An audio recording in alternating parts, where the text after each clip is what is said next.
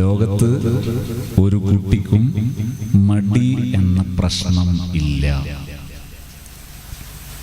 First sentence, ലോകത്ത് ഒരു കുട്ടിക്കും മടി എന്ന പ്രശ്നം ഇല്ല. രണ്ടാമത്തെ സെന്റൻസ്, നമ്മൾ കാണുന്നത് അല്ലെങ്കിൽ ഉള്ളത് മറ്റൊരു പ്രശ്നത്തിന്റെ ലക്ഷണമായി മടി കാണുന്നതാണ്. മറ്റൊരു പ്രശ്നത്തിന്റെ ലക്ഷണമായി മടി കാണുന്നതാണ്. മൂന്നാമത്തെ സെന്റൻസ്, ഈ ലക്ഷണമല്ല പരിഹരിക്കേണ്ടത്, യഥാർത്ഥ പ്രശ്നമാണ്. ഈ 3 സെന്റൻസ് എഴുതിയിട്ട് നിങ്ങളൊരു 3, 4, 5, 7 തവണ വായിച്ചു നോക്കിയാൽ ഉടനെ നിങ്ങൾക്ക് കുട്ടിയുടെ പ്രശ്നത്തിലേക്ക്, പരിഹാരത്തിലേക്ക് കടക്കാൻ പറ്റും. PR പ്രാക്ടീസ് ചെയ്യുന്നു, ഡൂയിങ് റെക്കോർഡിംഗ് ഷെയറിംഗ്. ഈ പ്രാക്ടീസിങ്ങിന് ശേഷം നിങ്ങളുടെ മാറ്റം, അതായത് കുട്ടികളിലെ മാറ്റം വീണ്ടും ഒബ്സർവ് ചെയ്യണം. മാറ്റം ഉണ്ടോ ഇല്ലേ, അതെങ്ങനെ പ്രാക്ടീസ് ചെയ്യണം? DRS. ഈ പ്രാക്ടീസ് ചെയ്തതിന് ശേഷം സെയിം സിറ്റുവേഷൻ ആണോ എങ്കിൽ നമുക്ക് വീണ്ടും ഇടപെടാം. രണ്ടാമത്തെ ഒരു കാര്യം ശ്രദ്ധിക്കേണ്ടത്, നമ്മുടെ ലെസൺ പ്ലാനിങ്, ഞാൻ നേരത്തെ പറഞ്ഞ ലെസൺ പ്ലാനിങ് ടൈപ്പിലാകുന്നുണ്ടോ? ലെസൺ പ്ലാനിങ് എന്ന് പറഞ്ഞാൽ നമ്മൾ ക്ലാസ്സിൽ ചെന്ന് ക്ലാസ് കഴിഞ്ഞു വരുന്നത് വരെയുള്ള ആ ടൈം ഫുള്ളായിട്ട് നിങ്ങളെ പ്ലാനിങ്ങിൽ വരുന്നുണ്ടോ? ക്ലാസ്സിലേക്ക് ചെല്ലുന്ന സമയത്ത് നിങ്ങൾ ഫ്രഷ് മൈൻഡോടുകൂടെ കൃത്യമായി എവിടെ തുടങ്ങി എവിടെ അവസാനിപ്പിക്കുമെന്ന പ്ലാനോടുകൂടെയാണ് പോകുന്നതെങ്കിൽ നിങ്ങളുടെ ആദ്യ വാക്കുകൾ പോലും കുട്ടികളെ ശ്രദ്ധിപ്പിക്കും. നിങ്ങൾ ചെന്നിട്ട് ഞാൻ നേരത്തെ പറഞ്ഞ PR-ന്റെ ഭാഗമായുള്ള പെരുമാറ്റങ്ങൾ ചെയ്യുന്നു, അഥവാ കുട്ടികൾ ശ്രദ്ധിക്കാതിരിക്കുന്ന സമയത്ത് ഏതാനും സെക്കൻഡുകൾ നിങ്ങൾ ശാന്തമായി കുട്ടികളെ ശ്രദ്ധിച്ചു നിൽക്കുന്നു ക്ലാസ്സിൽ. ഇമോഷണലി എന്ത് ചെയ്യുന്നില്ല, ഇമോഷണലി ഒട്ടും നിങ്ങൾ മാറുന്നില്ല, ദേഷ്യപ്പെടുന്നില്ല, ഭയം കാണിക്കുന്നില്ല, ഒരുതരം വിരക്തി ഇതൊന്നും കാണിക്കുന്നില്ല. വളരെ ശാന്തമായി നിങ്ങളുടെ മക്കളെ ജസ്റ്റ് നിങ്ങൾ കുറച്ചു സമയം ആസ്വദിച്ച് നോക്കി നിൽക്കുന്നു. 5, 6, 7 സെക്കൻഡ്സ്. ആ സെക്കൻഡുകളിൽ കുട്ടികളിൽ മാറ്റം വരുന്നുണ്ടോ ഇല്ലേ? അല്ലേ? അങ്ങനെയാണെങ്കിൽ ഈ സെക്കൻഡ്സ് പോരെ, മതിയാകും. ഇനി ചെയ്യേണ്ടത് ഇതാണ്, ഒന്നുകൂടി ഞാൻ പറയുന്നു. PR ഡൂയിങ് റെക്കോർഡിംഗ് ഷെയറിംഗ് ലെവലിൽ പ്രാക്ടീസ് ചെയ്യുന്നു. 2, നിങ്ങൾക്ക് അഥവാ വല്ല ബേർഡൻ എക്സ്പീരിയൻസ്, ഒരു പ്രയാസപരമായ ഒരു ഇത് തോന്നുന്നുണ്ടെങ്കിൽ ജസ്റ്റ് നിങ്ങളൊന്ന് സൈലന്റായി അവരൊന്ന് നിരീക്ഷിക്കുന്നു. ആ നിരീക്ഷണത്തിൽ ഒരു 5, 6, 7 സെക്കൻഡ്സ്, മിനിറ്റ് അല്ല, സെക്കൻഡുകൾ, ആ സെക്കൻഡുകൾ അവരെ നിരീക്ഷിച്ചിട്ട് അവരിൽ മാറ്റം വരുന്നുണ്ടോ ഇല്ലേ? ഇത് മതിയാണ്. നിങ്ങൾ നോട്ട് ചെയ്യണം. നോട്ട് ചെയ്തിട്ട് നിങ്ങൾ എക്സ്പീരിയൻസ് പറയുകയും ചെയ്യണം. ഓക്കെ? നിങ്ങൾക്ക് ഇനി അതേ വിഷയം പറയട്ടെ. ഞാൻ പറഞ്ഞതുകൊണ്ട് മാത്രം വെറും അതങ്ങനെ ചെയ്യാൻ തോന്നുന്നില്ലേ? അതും നടക്കൂല എന്ന് തോന്നുന്നുണ്ടോ?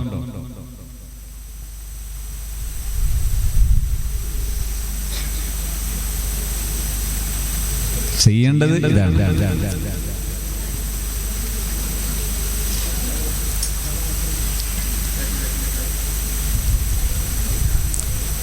ഉണ്ടാകും.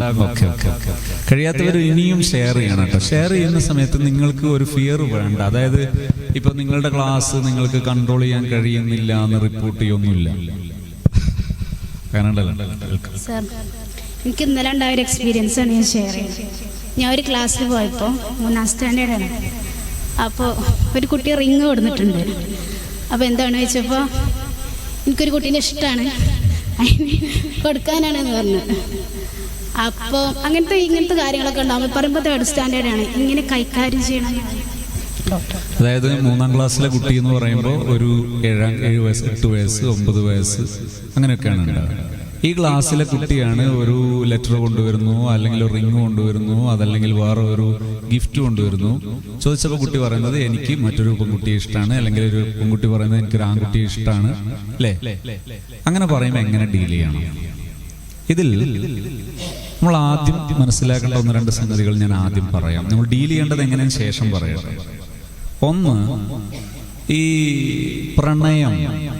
പ്രണയം എന്ന് പറയുന്നത് ഒരു സാങ്കേതികമായ പ്രത്യേകമായ ഒരു പ്രയോഗമാണ്. പ്രണയം പ്രയോഗിക്കുന്നത് എവിടെയാ? ഒരു ലിംഗത്തിൽപ്പെട്ട ഒരാൾ മറ്റൊരു ലിംഗത്തിൽപ്പെട്ട ഒരാളോട് തോന്നുന്ന ഇഷ്ടത്തെയാണ് പ്രണയം എന്ന് പറയുന്നത്. ഇതിന്റെ യാഥാർത്ഥ്യം സെക്സ് ആണ്. സെക്സ് എന്ന് പറയുന്നത് ഒരു നെഗറ്റീവ് സംഗതിയല്ല. സെക്സ് ഒരു പോസിറ്റീവാണ്. അതായത് ഒരു മനുഷ്യനിലെ അടിസ്ഥാനപരമായി സെക്സ് എന്നത് പോസിറ്റീവാണ്. ഈ ലോകത്ത് ഇത്രയും കാണുന്ന മനുഷ്യരുണ്ടാകുന്നത്, സക്രിയമായൊരു സമൂഹം ഉണ്ടാകുന്നത്, ഇതൊക്കെ സെക്സിലൂടെയാണ്. സെക്സ് ബയോളജിക്കലി ഒരു മനുഷ്യനെ കുറിച്ച് പഠിക്കുന്ന സമയത്ത് സെക്സ് എന്ന് പറയുന്നത് ഒരു മനുഷ്യനിലെ അനിവാര്യതയാണ്. ഇപ്പൊ സെക്സ് ബേസിക്കലി നെഗറ്റീവ് അല്ല. പിന്നെ നെഗറ്റീവ് ആകുന്നത് എവിടെയാണ്? അനധികൃതമായാൽ നെഗറ്റീവാണ്. ഭക്ഷണം പോലെ. ഭക്ഷണം അടിസ്ഥാനപരമായി നെഗറ്റീവാണോ? അല്ല. അതേ സമയത്ത് ഞാൻ ഈ സ്റ്റാൻഡിൽ വെച്ച് ബിരിയാണി കഴിക്കുകയാണ് ഇപ്പോ, നിങ്ങൾ എന്ത് മനസ്സിലാക്കും? ഇതുവരെ കുഴപ്പമൊന്നുമില്ല എന്നാ തോന്നിയിരുന്നത് അല്ലേ? ഇപ്പൊ എന്തോ തുടങ്ങിയിട്ടുണ്ട് എന്ന് കരുതും. ഭക്ഷണം കഴിക്കൽ മോശമാണോ? അല്ല. പക്ഷെ അത് അവസരം മാറിയാൽ മോശമാണ്. ഇതുപോലെ സെക്സ് എന്ന് പറയുന്ന ആള് മാറിയാലും അങ്ങനെ തന്നെയാണ്, സന്ദർഭം മാറിയാൽ അങ്ങനെയാണ്, സ്ഥലം മാറിയാൽ അങ്ങനെയാണ്. ഇതുപോലെ തന്നെയാണ് സെക്സും. സമയവും സന്ദർഭവും ആളും ഒക്കെ മാറിയാൽ വഷളാകും, എല്ലാ അർത്ഥത്തിലും വഷളാകും. അതുകൊണ്ട് അതൊരു അനിവാര്യമായൊരു വിഷയമായിരിക്കെ തന്നെ ആളും തരവും മാറുമ്പോൾ വഷളാകുന്ന ഒരു രംഗമാണ്. ഇനി രണ്ടാമത്തൊരു വിഷയം, ഇത് നമ്മൾ മനസ്സിലാക്കേണ്ടതാണ്. ഇപ്പൊ ഞാൻ പറയുന്നത് കുട്ടികൾ എങ്ങനെ മനസ്സിലാക്കണം ശേഷം പറയാം. സ്നേഹം. സ്നേഹം എന്നത് നമ്മൾ മനസ്സിലാക്കണം. സ്നേഹം എല്ലാവരുടെയും ആവശ്യകതയാണ്. ഒരു മനുഷ്യന് എല്ലാവരോടും സ്നേഹം വേണം. എനിക്ക് നിങ്ങളെല്ലാവരോടും സ്നേഹമാണ്. ഞാൻ നിങ്ങളെല്ലാവരെയും ഇഷ്ടപ്പെടുന്നു, സ്നേഹിക്കുന്നു. ഇതെനിക്ക് ഇവിടെ വെച്ച് പറയാൻ പ്രിൻസിപ്പാൾ സാറ് കേൾക്കും, അല്ലെങ്കിൽ ഇവർ കേൾക്കും എന്നുള്ളതിന് മറച്ചു വെക്കണോ? വേണ്ട. എന്റെ ഭാര്യയോ എന്റെ മക്കളോ എന്റെ മാതാപിതാക്കളോ കേൾക്കുന്നതിന് പ്രശ്നമുണ്ടോ? ഇല്ല. ഇതാണ് സ്നേഹം. സ്നേഹം ഒരിടത്തും മറച്ചു വെക്കേണ്ടതല്ല. പ്രണയം അങ്ങനെയാണോ? അപ്പോ സ്നേഹമല്ല പ്രണയം. സ്നേഹത്തെ ഐഡന്റിഫൈ ചെയ്യണം നമ്മൾ, പ്രണയത്തെ ഐഡന്റിഫൈ ചെയ്യണം. പ്രണയം സെക്സാണ്. പ്രണയം സെക്സാണ്.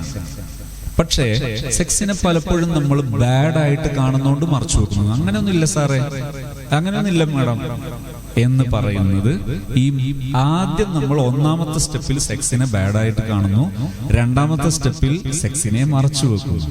മറച്ചു വെക്കുമ്പോ എന്ത് ചെയ്യുന്നു?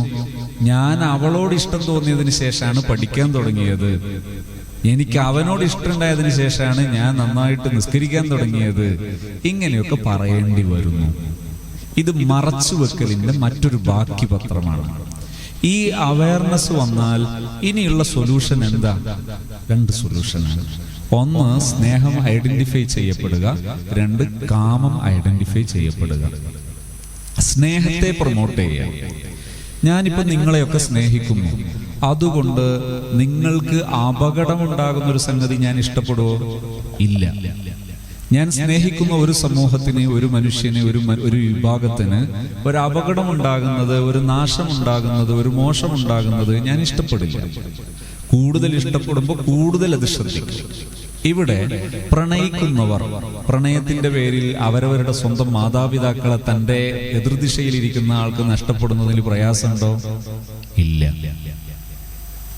അങ്ങനെ നഷ്ടപ്പെട്ടാൽ പോലും എനിക്ക് എന്റെ കാര്യം നേടണം എന്നത് സ്വാർത്ഥതയാണ്. ഇത് സ്നേഹമല്ല എന്നതിന്റെ ഒരു ലക്ഷണമാണത്. പ്രണയം സ്നേഹമല്ല, പ്രണയം കാമമാണ്. സ്നേഹം അനിവാര്യമാണ്. സ്നേഹം ഒരിടത്തും മറച്ചു വെക്കേണ്ടി വരില്ല. സ്നേഹം ഒരാളുടെയും പഠനമോ ജോലിയോ ജീവിതമോ അപകടപ്പെടുത്തില്ല. എനിക്ക് നിങ്ങളോട് സ്നേഹമാണ്. നിങ്ങളിൽ ഒരാൾ വിവാഹം ചെയ്യാത്തവരുണ്ട്. നിങ്ങൾക്കൊരു വിവാഹം നടപ്പിലാകുന്നത് എനിക്ക് ഇഷ്ടമല്ലേ? ഞാൻ പ്രാർത്ഥിക്കും നല്ല വിവാഹം ഉണ്ടാകട്ടെ. ഞാൻ വിവാഹം ചെയ്യണമെന്ന് ചിന്തിക്കുന്നത് അത് സ്വാർത്ഥതയാണ്.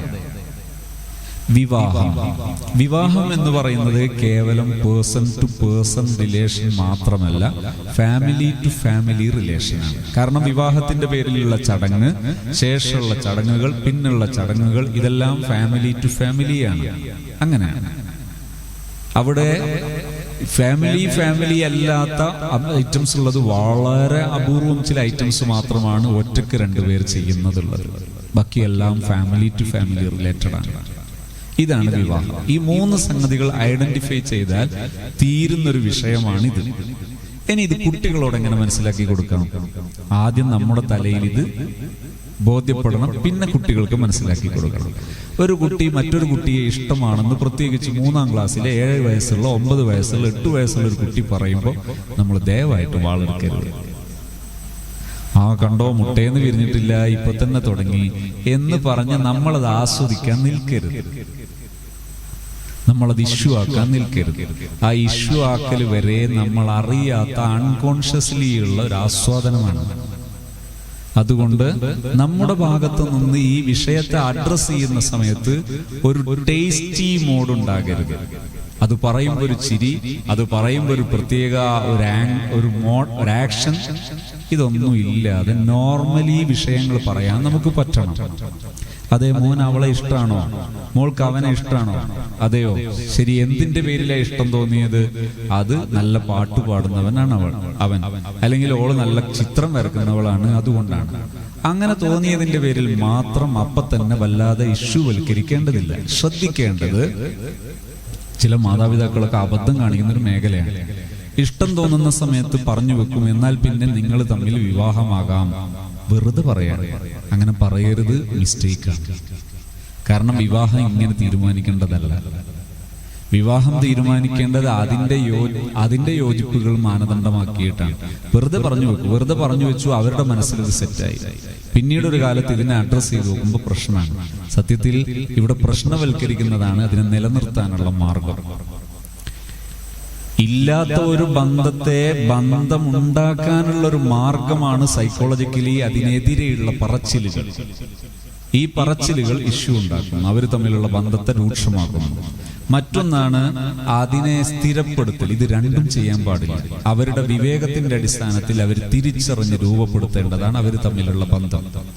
അവർ തമ്മിൽ സാധാരണ സ്നേഹമുള്ളവരാരെ കണ്ടത്? അയാളുടെ അമ്മയെ അച്ഛനെ, അവരുടെ ഉമ്മയെ ഉപ്പയെ.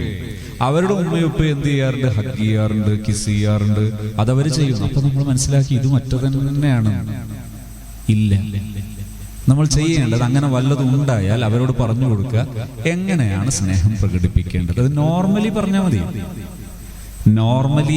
മതി. എങ്ങനെയാണ് പരസ്പരം സ്നേഹമുള്ളവർ തമ്മിൽ സ്നേഹം പ്രകടിപ്പിക്കേണ്ടത്, എങ്ങനെ നോർമൽ പറഞ്ഞാൽ മതി, ഒരു ഇഷ്യൂ ഉണ്ടാവില്ല.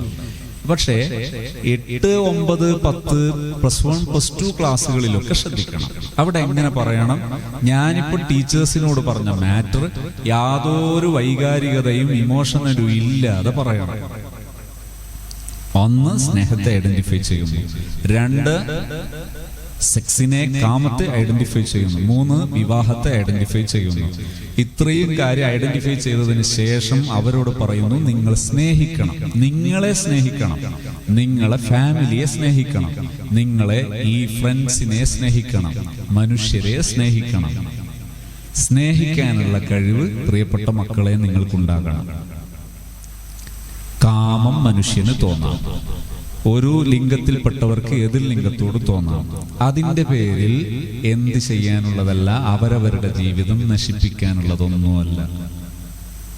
ഈ തിരിച്ചറിവുണ്ടായാൽ പ്രശ്നം തീരും. അതേസമയത്ത് ആദ്യം തന്നെ കാമത്തെ തെറ്റായി വൽക്കരിച്ചു, സെക്സിനെ ആദ്യം തന്നെ ബാഡായി വൽക്കരിച്ചു, അവതരിപ്പിച്ചു. ശേഷം അതിനെ മറച്ചുവെച്ചു. അതിനെ മറച്ചുവെച്ചാൽ ചെന്നുപെടും. ഇതേക്കുറിച്ച് ലോകത്തെഴുതപ്പെട്ട പുസ്തകങ്ങളിൽ ഒന്നാണ് the 5 love language. Gary Chapman എന്ന ഒരു വെസ്റ്റേൺ ലേഡിയുടെ ഈ പുസ്തകം ദീർഘമായി ഇതിനെക്കുറിച്ച് പരാമർശിക്കുന്നത് കാണാം. അവരതിനെക്കുറിച്ച് അവസാനം പറഞ്ഞു വെക്കുന്നത് കാണാം. ഈ പ്രണയത്തിന്റെ പേരിൽ വിവാഹം കഴിക്കുകയും വിവാഹം പിന്നീട് നഷ്ടപ്പെടുകയും ചെയ്യുന്നത് എന്തുകൊണ്ടാണ്? കാമത്തിനൊരു പൊതുസ്വഭാവമുണ്ട്. വിവാഹിതരായവർക്കറിയാം, ഒരു കാമം കത്തി നിൽക്കുന്ന സമയത്ത്, എഗ്ഗ് കത്തി നിൽക്കുന്ന ഒരു വുമൺ ബോഡിയിൽ, ഒരു സ്പേം കത്തി നിൽക്കുന്ന ഒരു മെൻ ബോഡിയിൽ, ആ 2 സംഗതികൾ വിസർജിക്കപ്പെട്ടതിന് ശേഷം ഈ മെന്റാലിറ്റി ഉണ്ടാവുകയില്ല. അതിനു മുമ്പ് ഒരുപക്ഷെ പലതരം പ്രക്രിയകൾ ചെയ്യുന്നവർ അതിനുശേഷം അത് ചെയ്യാൻ പറ്റാത്തവരായി മാറും. ഇത് എന്തിന്റെ സൂചനയാണ്? ഒരു മനുഷ്യനിൽ ആ സമയം നടക്കുന്ന മാറ്റമുണ്ടാകുന്ന മാനസികാവസ്ഥയിലെ മാറ്റത്തിന്റെ ഒരു സൂചനയാണ്. എന്നിട്ട് അവർ പറഞ്ഞു, വിവാഹം, എനിക്ക് വിവാഹബന്ധം ആരുമായിട്ടുണ്ടാകണം എന്ന ചിന്ത അത് സ്പേം കത്തി നിൽക്കുന്ന പ്രായത്തിലെ പുരുഷൻ തീരുമാനിച്ചാൽ, എഗ് കത്തി നിൽക്കുന്ന പ്രായത്തിലെ സ്ത്രീ തീരുമാനിച്ചാൽ ആ വിവാഹത്തിൽ ഏറെ അല്ലലും അലട്ടലും ഉണ്ടാകാൻ സാധ്യതയുണ്ട്. അതിന്റെ തെളിവാണ് നമ്മുടെ ഈ പശ്ചാത്തലത്തിലെ ആർട്ട് ലോകത്തെ വലിയ അറിയപ്പെട്ടവർ കാമത്തിന്റെ പേരിൽ ഈ പ്രണയ വിവാഹങ്ങൾ നടത്തിയതിലെ 80% മേലെയും അവരുടെ വിവാഹ ജീവിതം പരാജയമാണ്, പിരിഞ്ഞവരാണ്, സെപ്പറേറ്റഡ് ആണ്. ഇതെന്തിന്റെ തെളിവാണ്? ഈ ഗാരി ചാപ്മാൻ പറഞ്ഞ ഈ ഒരു വിഷയത്തിന്റെ തെളിവാണ് ഈ പ്രണയവിവാഹം എന്താണ്, പ്രണയത്തിന്റെ യാഥാർത്ഥ്യം എന്താണ് എന്ന്. ഇത് നമ്മളെ ഈ പ്രായത്തിലുള്ളവരോട് അവരുടെ പ്രണയം വേർപ്പെടുത്താൻ വേണ്ടി നിങ്ങൾ മെനക്കിടരുത്. അതിനെതിരെ പ്രഭാഷണം നടത്തരുത്. അതിനെതിരെ വെറുതെ നിലവിളിക്കരുത്. യാഥാർത്ഥ്യം അർത്ഥശങ്കയില്ലാതെ, നല്ല ഒരു ഇമോഷനും ഇല്ലാതെ കൃത്യമായി മക്കളുടെ മുമ്പിൽ ഒരു വർഷം ഒരു 4 തവണ പറഞ്ഞു നോക്കൂ. ഒരു 2 മാസം ഇടവിട്ട് കൃത്യതയോടെ, വ്യക്തതയോടെ, യാതൊരു വ്യക്തി താല്പര്യവും ഇല്ലാതെ പറഞ്ഞു നോക്കൂ. കുട്ടികളിൽ അനാവശ്യമായ പ്രണയബന്ധങ്ങൾ ഉണ്ടാവില്ല. ഇപ്പോ അല്ലെങ്കിലും പ്രണയബന്ധങ്ങൾ ആൾക്കാർ ഏറ്റെടുക്കുന്നില്ല. ഈ അടുത്ത് ഒരു എഞ്ചിനീയറിംഗിൽ ഫൈനൽ ഇയർ പഠിക്കുന്ന ഒരു സ്റ്റുഡന്റ്, ഒരു ചെറുപ്പക്കാരൻ, അദ്ദേഹം എന്നോട് അപ്പോയിന്റ്മെന്റ് ചോദിച്ചു. വളരെ സീരിയസ് ആണെന്ന് പറഞ്ഞു. അതിന് മുമ്പ് ഒരിക്കൽ ഒരു ഇഷ്യൂ ആയിട്ട് വന്നു, അതിനുശേഷം പോയതാണ്, ശരിയായി പോയതാണ്. ഇപ്പം ചോദിച്ചു എന്തു പറ്റി? എന്നോട് പറഞ്ഞു 2 ആഴ്ചയായി തീരെ ഉറങ്ങാൻ പറ്റുന്നില്ല. ഞാൻ ചോദിച്ചു എന്താണ് പ്രശ്നം? അപ്പം പറഞ്ഞു, എനിക്ക് നേരത്തെ ഒരു പ്രണയം ഉണ്ടായിരുന്നു, ഞാൻ ആ പ്രണയവുമായി ബന്ധപ്പെട്ട് വിഷമായിട്ടാണ് ഇവിടെ വന്നത്, അത് തീർന്നു. ഇപ്പൊ എന്റെ പ്രശ്നം, എനിക്കറിയാവുന്ന 60% മേലെയും എന്റെ സഹപാഠികൾ ഫ്രീ ബേർഡ് മെത്തേഡിലേക്ക് പോകുന്നു. എന്താണ് ഫ്രീ ബേർഡ്? നേരത്തെ അഫയർ കേസ് 1-to-1 ആണ്. 1-to-1 ആകുന്ന സമയത്ത് ചില റെസ്ട്രിക്ഷനുകൾ ഉണ്ടായിരുന്നു. നീ എന്തുകൊണ്ടാ അവന്റെ കൂടെ പോകുന്നത് എന്ന് ഇവളുടെ പാർട്ട്ണർ ചോദിക്കുമായിരുന്നു. ഇങ്ങനെ പരസ്പരം ചോദിക്കുന്ന റെസ്ട്രിക്ഷൻ ഇഷ്ടപ്പെടാത്തത് കൊണ്ട് ഫ്രീ ബേർഡ് ആണെന്ന് തീരുമാനിച്ചാൽ പിന്നെ ഈ പ്രശ്നമില്ല, ഏതൊരാൾക്കും ആരുടെ കൂടെ എപ്പോഴും പോകാം. ഈ അവസ്ഥ വ്യാപകമായി ഉപയോഗിക്കപ്പെടുന്നത് കണ്ടിട്ട് ഇയാളുടെ ഭാവി ആലോചിക്കുന്ന സമയത്തുണ്ടായ ആശങ്കയാണ് ഉറക്ക നഷ്ടത്തിന്റെ കാരണം. ഇത് ഞാൻ പറഞ്ഞത് കാമത്തെ ഐഡന്റിഫൈ ചെയ്യാതിരിക്കുമ്പോൾ ശരിയായ കാമത്തിന്റെ ബയോളജിക്കലി അതിന്റെ ഫോക്കസ് എന്താണ് എന്ന് മനസ്സിലാകാൻ സയൻസ് മാത്രം പഠിച്ചാൽ മതിയായിരുന്നു. കൂടെ മതം പറയുന്നത് പഠിച്ചാൽ കുറച്ചുകൂടി വ്യക്തത വരും. അത് മനസ്സിലാക്കിയാൽ വിവാഹം എന്താണെന്ന് മനസ്സിലാകും, വിവാഹത്തിന്റെ പർപ്പസ് എന്താണെന്ന് മനസ്സിലാകും. വളരെ ഭംഗിയായി വിവാഹം ലീഡ് ചെയ്യാൻ, ജീവിതം ലീഡ് ചെയ്ത് മുന്നോട്ട് പോകാൻ പറ്റും. ഇന്ന് ജീവിതത്തെ ഭയമാണ്, ജീവിതത്തെ ഭയത്തോടുകൂടെയാണ് നോക്കിക്കാണുന്നത് നമ്മുടെ പുതിയ സമൂഹം. അതേസമയം ജീവിതം ആസ്വദിക്കാനുള്ളതാണ്. എനി ടൈം, ഇനി ഏത് ഏജും ആസ്വദിക്കാനുള്ളത്. ഇപ്പൊ ചിലർക്ക് പറയും നല്ല കാലമൊക്കെ കഴിഞ്ഞു പോയി സാർ. കുട്ടിക്കാലത്തെ നല്ല കാലം കുട്ടിക്കാലമാണ്, യുവത്വത്തിലെ നല്ല കാലം യുവത്വമാണ്, വാർദ്ധക്യത്തിലെ നല്ല കാലം വാർദ്ധക്യമാണ്. ജനനം ഒരു അനുഗ്രഹമാണ്, മരണവും ഒരു അനുഗ്രഹമാണ്. കൗതുകം തോന്നുന്നുണ്ടോ? ഇല്ല. നമുക്കിപ്പോ നമ്മുടെയൊക്കെ വീടുകളിലെയും ബന്ധങ്ങളിലെയൊക്കെ മരണപ്പെട്ടു പോയ പൂർവ്വപിതാക്കൾ, അവരോട് ബഹുമാനമല്ലേ? ആ പൂർവ്വപിതാക്കളെല്ലാം ഇപ്പോഴും ഇങ്ങനെ പുരാവസ്തു പോലെ വീട്ടിൽ സൂക്ഷിപ്പിച്ചിരിപ്പുണ്ടായിരുന്നെങ്കിൽ ഈ ബഹുമാനം ഉണ്ടായിരുന്നു. മരണത്തെക്കുറിച്ചും ജീവിതത്തെക്കുറിച്ചും ഇസ്ലാം ഇങ്ങനെ ഒരു കോൺസെപ്റ്റ് പറയുന്നത് കാണും. അതായത് എല്ലാം അനുഗ്രഹമാണ്. വാർദ്ധക്യം ഒരു അനുഗ്രഹമാണ്, കുട്ടിക്കാലം ഒരു അനുഗ്രഹമാണ്, യുവത്വം അനുഗ്രഹമാണ്. ഓരോ കാലത്തെയും ഓരോ ഏജിനെയും അംഗീകരിക്കണം. അല്ലാതെ മറ്റേ ഏജ് നല്ലത്, ഈ ഏജ് മോശം, അങ്ങനെ ഇല്ല. എല്ലാ ഏജും നല്ലതാണ്. ഈ കൺസെപ്റ്റിലേക്ക് വന്ന് ജീവിതത്തെ ആസ്വദിക്കണം, ജീവിതത്തെ അക്സെപ്റ്റ് ചെയ്യണം. ഇത് നമ്മുടെ മക്കൾക്കും പകർന്നു കൊടുത്താൽ തന്നെ മക്കളിൽ ഈ ഇഷ്യൂസ് വരില്ല. പക്ഷെ എന്ത് ചെയ്യരുത്? പ്രണയത്തിനെതിരെ പടവാളെടുക്കരുത്. പ്രണയത്തിനെതിരെ പടവാളെടുക്കേണ്ട ആവശ്യമില്ല. അവരവരുടെ ജീവിതത്തെ മനസ്സിലാക്കി ലീഡ് ചെയ്യാനാണ് തുനിയേണ്ടത്. ഇപ്പൊ ചെറിയ മക്കളെ ലീഡ് ചെയ്യുന്ന സമയത്ത് എന്തേ ചെയ്യേണ്ടതുള്ളൂ? ജസ്റ്റ് ഇഷ്യൂവൽക്കരിക്കാതിരുന്നാൽ മതി. ഞാൻ ചെറിയൊരു എക്സ്പീരിയൻസ് പറഞ്ഞാൽ കുറച്ചൊരു എളുപ്പമുണ്ടാവും. ഒരു ടീച്ചർ ഒരു ദിവസം ഒരു സിറ്റിങ്ങിന് വന്നു, അപ്പോയിൻമെന്റ് എടുത്തു. ടീച്ചർ എൻ്റെ മുമ്പിലിരിക്കുന്ന സമയത്ത് കൂടെ കുട്ടിയുണ്ട്. ഈ കുട്ടിയെ കുറിച്ച്, ചെറിയ പെൺകുട്ടിയാണ്, ഈ പെൺകുട്ടിയെ കുറിച്ചാണ് പറയേണ്ടത്. അപ്പൊ ടീച്ചർ ഇങ്ങനെ വിറക്കുന്നു. കൈ മേശപ്പുറത്ത് വെച്ചപ്പോൾ കൈ വിറക്കുന്നു. അപ്പോൾ കൈ എടുത്ത് താഴെ വെച്ചു ടീച്ചർ.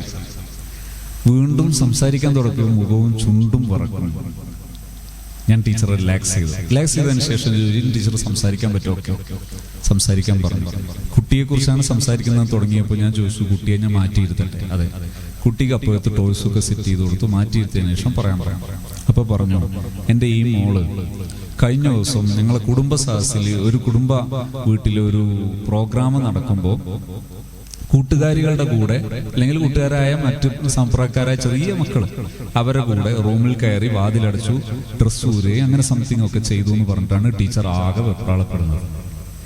ടീച്ചറോട് ഞാൻ ചോദിച്ചു, ടീച്ചർ ഞാൻ നിങ്ങളോട് ചോദ്യം ചോദിക്കട്ടെ, നിങ്ങൾ ഈ പ്രായത്തിലേക്കൊന്ന് ഇറങ്ങിയിട്ട് നിങ്ങളൊന്ന് സങ്കല്പിച്ചു നോക്കും, നിങ്ങൾ അങ്ങനെ ചെയ്യുകയാണെങ്കിൽ എന്തായിരിക്കും നിങ്ങളുടെ ആ സമയത്തെ മാനസികാവസ്ഥ? ടീച്ചർക്കൊന്നും മനസ്സിലാകുന്നില്ല. ഞാൻ ടീച്ചറോട് പറഞ്ഞു, ഇത് ജസ്റ്റ് കോപ്പിയിങ് ആണ്. എന്താണ് കോപ്പിയിങ്? ഈ പ്രായത്തിൽ ഉള്ള മക്കളെ കുറിച്ചുള്ള പഠനങ്ങൾ പറയുന്നത് ഒരു ഉറങ്ങി എഴുന്നേൽക്കലിനിടയിൽ 17 തവണ വരെ മക്കൾ ഉണരുന്നുണ്ട് എന്നാണ്. ഒരു ദിവസത്തെ ഉറക്കിനിടയിൽ 17 തവണ വരെ കുട്ടികൾ ഉണരുന്നുണ്ട്. കുട്ടികൾ കൂടെ കിടക്കുന്ന ബെഡിൽ വെച്ച് മാതാപിതാക്കൾ ശ്രദ്ധിക്കാതിരുന്നാൽ കുട്ടികൾ കോപ്പി ചെയ്യും. ഇത് വലിയ ഇഷ്യൂവൽക്കരിക്കാതെ മാറ്റിയെടുക്കാനും പറ്റും, വളരെ പെട്ടെന്ന് മാറ്റിയെടുക്കാം. പക്ഷെ ആദ്യം നമ്മുടെ ഇടയിൽ പ്രശ്നവൽക്കരണം മാറ്റണം. പ്രശ്നവൽക്കരണം ഇല്ലാതെ നോർമൽ മെന്റാലിറ്റിയിൽ ഈ കുട്ടികൾ അഡ്രസ് ചെയ്യാൻ പറ്റിയാൽ വളരെ പെട്ടെന്ന് കുട്ടി മാറും, വളരെ പെട്ടെന്ന് മാറും. ഇതാണ്. അപ്പൊ ഞാൻ ടീച്ചറോട് പറഞ്ഞു, ഇനി നിങ്ങളൊരു കാര്യം ചെയ്യും, ഈ ഒരു മെന്റാലിറ്റി വന്നതിന് ശേഷം PR പഠിപ്പിച്ചു കൊടുത്തിട്ട് പറഞ്ഞു, ഈ PR ഒന്ന് ഫോക്കസ് ചെയ്യും. എന്നിട്ടൊരു 2-3 ആഴ്ച ടീച്ചർ എനിക്ക് ഫീഡ്ബാക്ക് തന്നോ അല്ലെങ്കിൽ എൻ്റെ അടുത്ത് സിറ്റിങ്ങിന് വന്നോ, ബാക്കി ഞാൻ ഒബ്സർവേഷൻ പറഞ്ഞു തരാം. ഒരു പ്രശ്നമില്ല, മാറി. അതേസമയം ഇതെങ്ങാനും ഈ മാതാവിന്റെ മനസ്സിൽ കിടന്ന് കത്തിയാൽ ആ കുട്ടി നശിച്ചു പോകും. ശ്രദ്ധിക്കണം. നമ്മുടെ ടീച്ചേഴ്സിന്റെയോ മാതാപിതാക്കളുടെയോ മനസ്സിൽ ഈ ആശങ്കകൾ കത്തിച്ചു വെച്ചാൽ ആ കുട്ടിയിൽ അത് ഫലിക്കും. കാരണം നിങ്ങളുടെ മൈൻഡ് അത്രമേൽ റിലേറ്റഡ് ആണ്. നിങ്ങളുടെ മൈൻഡ് അത്രമേലിൽ അവരിൽ ഇഫക്റ്റീവാണ്. അത്രമേൽ ഈ കുട്ടികളിൽ അത് ഫലപ്പെടും. അതുകൊണ്ട് ഈ കാര്യം ശ്രദ്ധിച്ചാൽ വളരെയേറെ നന്നാണ്. റെഡിയാണോ? കുറച്ച് വിശാലമായി മനസ്സിലാകേണ്ടത് കൊണ്ടാണ് ഞാൻ അത്രയും ഭാഗം പരാമർശിച്ചിട്ടുണ്ട്. കാരണം പൊതുവിൽ ഈ ബന്ധങ്ങൾക്കെതിരെയൊക്കെ വല്ലാതെ നമ്മൾ പറയുന്നാലും ചിലരൊക്കെ പ്രൊമോട്ട് ചെയ്യുകയും ചെയ്യും. രണ്ടും മിസ്റ്റേക്കാണ്.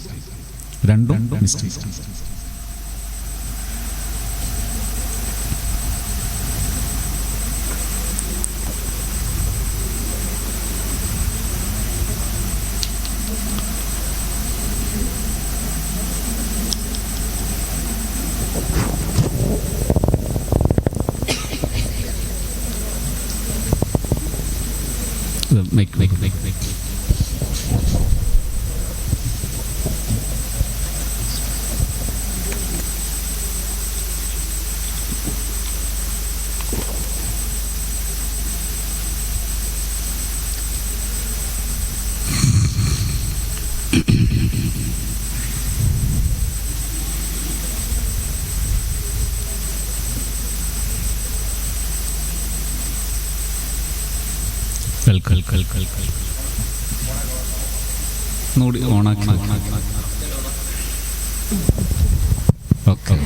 അതായത് ഉസ്താദ് PR ചെയ്യണമെന്ന് പറയണ്ടല്ലോ. അപ്പോൾ മാഡം ചോദിച്ച ആ ചോദ്യത്തിന് ഒരു എന്താ പറയാ, അപ്ലൈ ചെയ്യാവുന്ന ഒരു രീതി പറയുകയാണെങ്കിൽ ഞങ്ങൾക്കൊന്നും കൂടെ ക്ലിയർ ആവുമായിരുന്നു. അതായത് ഒരു കുട്ടിയുടെ കയ്യിൽ ഇത് റിങ് കണ്ടു. ആ കണ്ട സമയത്ത് നിങ്ങൾ നേരത്തെ നിങ്ങളിലുള്ള ആ കുട്ടിയോടുള്ള പെരുമാറ്റം റെഡിയാണെങ്കിൽ ഓക്കെ, ഞാൻ പറയുന്നത് ഇനി ഓക്കെയാണ്. ആ കുട്ടിയോട് ഇതെന്താണ് മോനെ റിങ്? മോനാണോ മോളാണോ? മോനാണ്.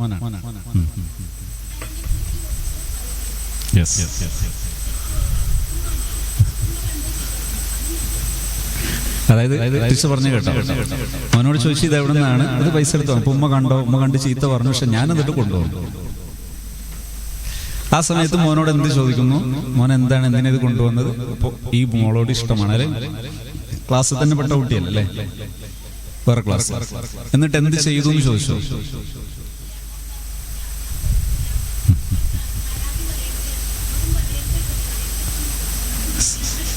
അവിടെ ടീച്ചർ പറഞ്ഞു കേട്ടോ, ആരോടും പറയരുതേ എന്ന് പറഞ്ഞ ഈ സംഗതി മാത്രം ഒഴിവാക്കിയാൽ മതി. ഞാൻ വേറൊരു സംഭവം കൂടി പറഞ്ഞു, ഇപ്പൊ ഇവിടെ അപ്ലിക്കബിൾ ആയ റൂട്ട് പറഞ്ഞു. ഒരു കുട്ടി വേറൊരു കുട്ടിക്ക് ഇതുപോലെ ലെറ്റർ കൊടുക്കുന്നു, ചെറിയ ക്ലാസ്, അതിൽ ഐ ലവ് യു, ലവിന്റെ ഒരു ചിഹ്നം ഇത് എഴുതിയിട്ട് തന്റെ ഒരു ഇഷ്ടപ്പെട്ട പെൺകുട്ടിക്ക് കൊടുക്കും. അപ്പൊ ഇതാകെ ഇഷ്യൂ, എന്താ ചെയ്യേണ്ടതെന്ന് ചോദിച്ചു. ഞാൻ പറഞ്ഞൊരു കാര്യം ചെയ്യും, എല്ലാ കുട്ടികളോടും എന്ത് പറയാ, ഐ ലവ് യു എഴുതാൻ പറയാം. ടീച്ചറും എഴുതുക. എന്നിട്ട് നമ്മൾ എല്ലാവരോടും പരസ്പരം പറയാ ഐ ലവ് യു. എവിടെയും പ്രയാസമുണ്ടോ? ഇല്ല.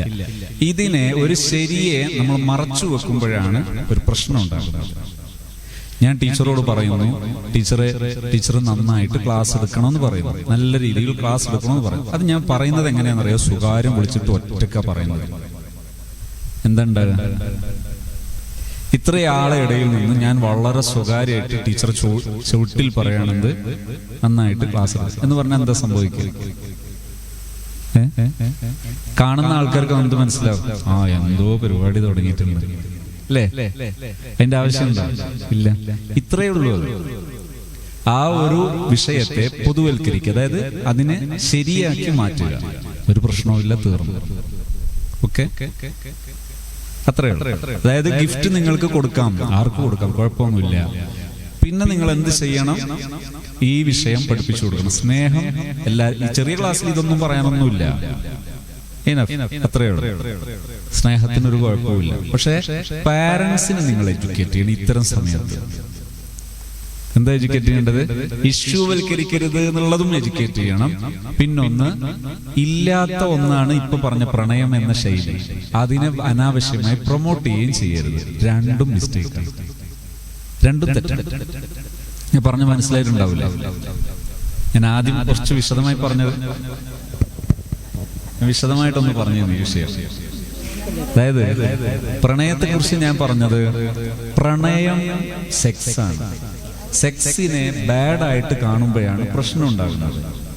സെക്സ് ബാഡല്ല, സെക്സ് സമയവും സന്ദർഭവും ആളും തരവും ഒക്കെ മാറുമ്പോഴാണ് പ്രശ്നം. ഫോർ എക്സാമ്പിൾ, ഞാൻ ഈ സ്റ്റേജിൽ വെച്ച് ബിരിയാണി കഴിക്കാണ്, ഈ സദസ്സിൽ വെച്ച് ഇവിടെ ഒരു ബിരിയാണി കൊണ്ടുവന്ന് വെച്ച് ഞാനിങ്ങനെ പോയി ബിരിയാണി തിന്നാൻ, അങ്ങനെ ഭക്ഷണം കഴിച്ചാൽ എല്ലാരും പറയും, ഇതാകെ കൊളായല്ലോ, കുടുങ്ങിയോ, ആകെ പ്രശ്നം. സത്യത്തിൽ ഭക്ഷണം കഴിക്കൽ മോശമാണോ? അല്ല, അത് സ്ഥലവും സന്ദർഭവും ഒക്കെ റൂട്ടൊക്കെ മാറിയ പ്രശ്നം. അതേസമയം ഞാൻ ഇപ്പൊ ഒരു വെള്ളം കുടിച്ചു, അത്ര പ്രശ്നമല്ല. പക്ഷെ ഇത് പ്രശ്നം. ഇതുപോലെ സെക്സ് സമയവും സന്ദർഭവും ആളും തരവും ഒക്കെ മാറുമ്പോഴാണ് പ്രയാസം. സ്നേഹം എപ്പോഴും എല്ലാവരുമായിട്ടും വേണ്ടതാണ്. അത് മറച്ചു വെക്കേണ്ട ഒരു സാധനമല്ല. സ്നേഹമുള്ളതിന്റെ പേരിൽ ഒരാളെ വിവാഹം ചെയ്യേണ്ടതുണ്ടോ? ഇല്ല. വിവാഹം എന്ന് പറയുന്നത് ഫാമിലി ടു ഫാമിലി മാച്ചബിൾ ആകുമ്പോൾ അതിൻ്റെതായ മറ്റ് സംഗതികളൊക്കെ, അതിന്റെ അനുബന്ധങ്ങളൊക്കെ പരിഗണിച്ച് ചെയ്യുന്ന ഒന്നാണ് വിവാഹം. ഇത്രയും കാര്യങ്ങൾ മക്കളുടെ ഇടയിൽ ഷെയർ ചെയ്യുമ്പോഴാണ് മുതിർന്ന മക്കളുടെ ഇടയിൽ ഈ പ്രശ്നം തീരുന്നത്. ചെറിയ മക്കളുടെ ഇടയിലുള്ള ചെറിയ കോപ്പിയിങ്ങിനെ എന്ത് ചെയ്യേണ്ടതില്ല, ഇഷ്യൂവൽക്കരിക്കേണ്ടതില്ല. അപ്പൊ എന്ത് ചെയ്താൽ മതി? കൊടുത്തോ,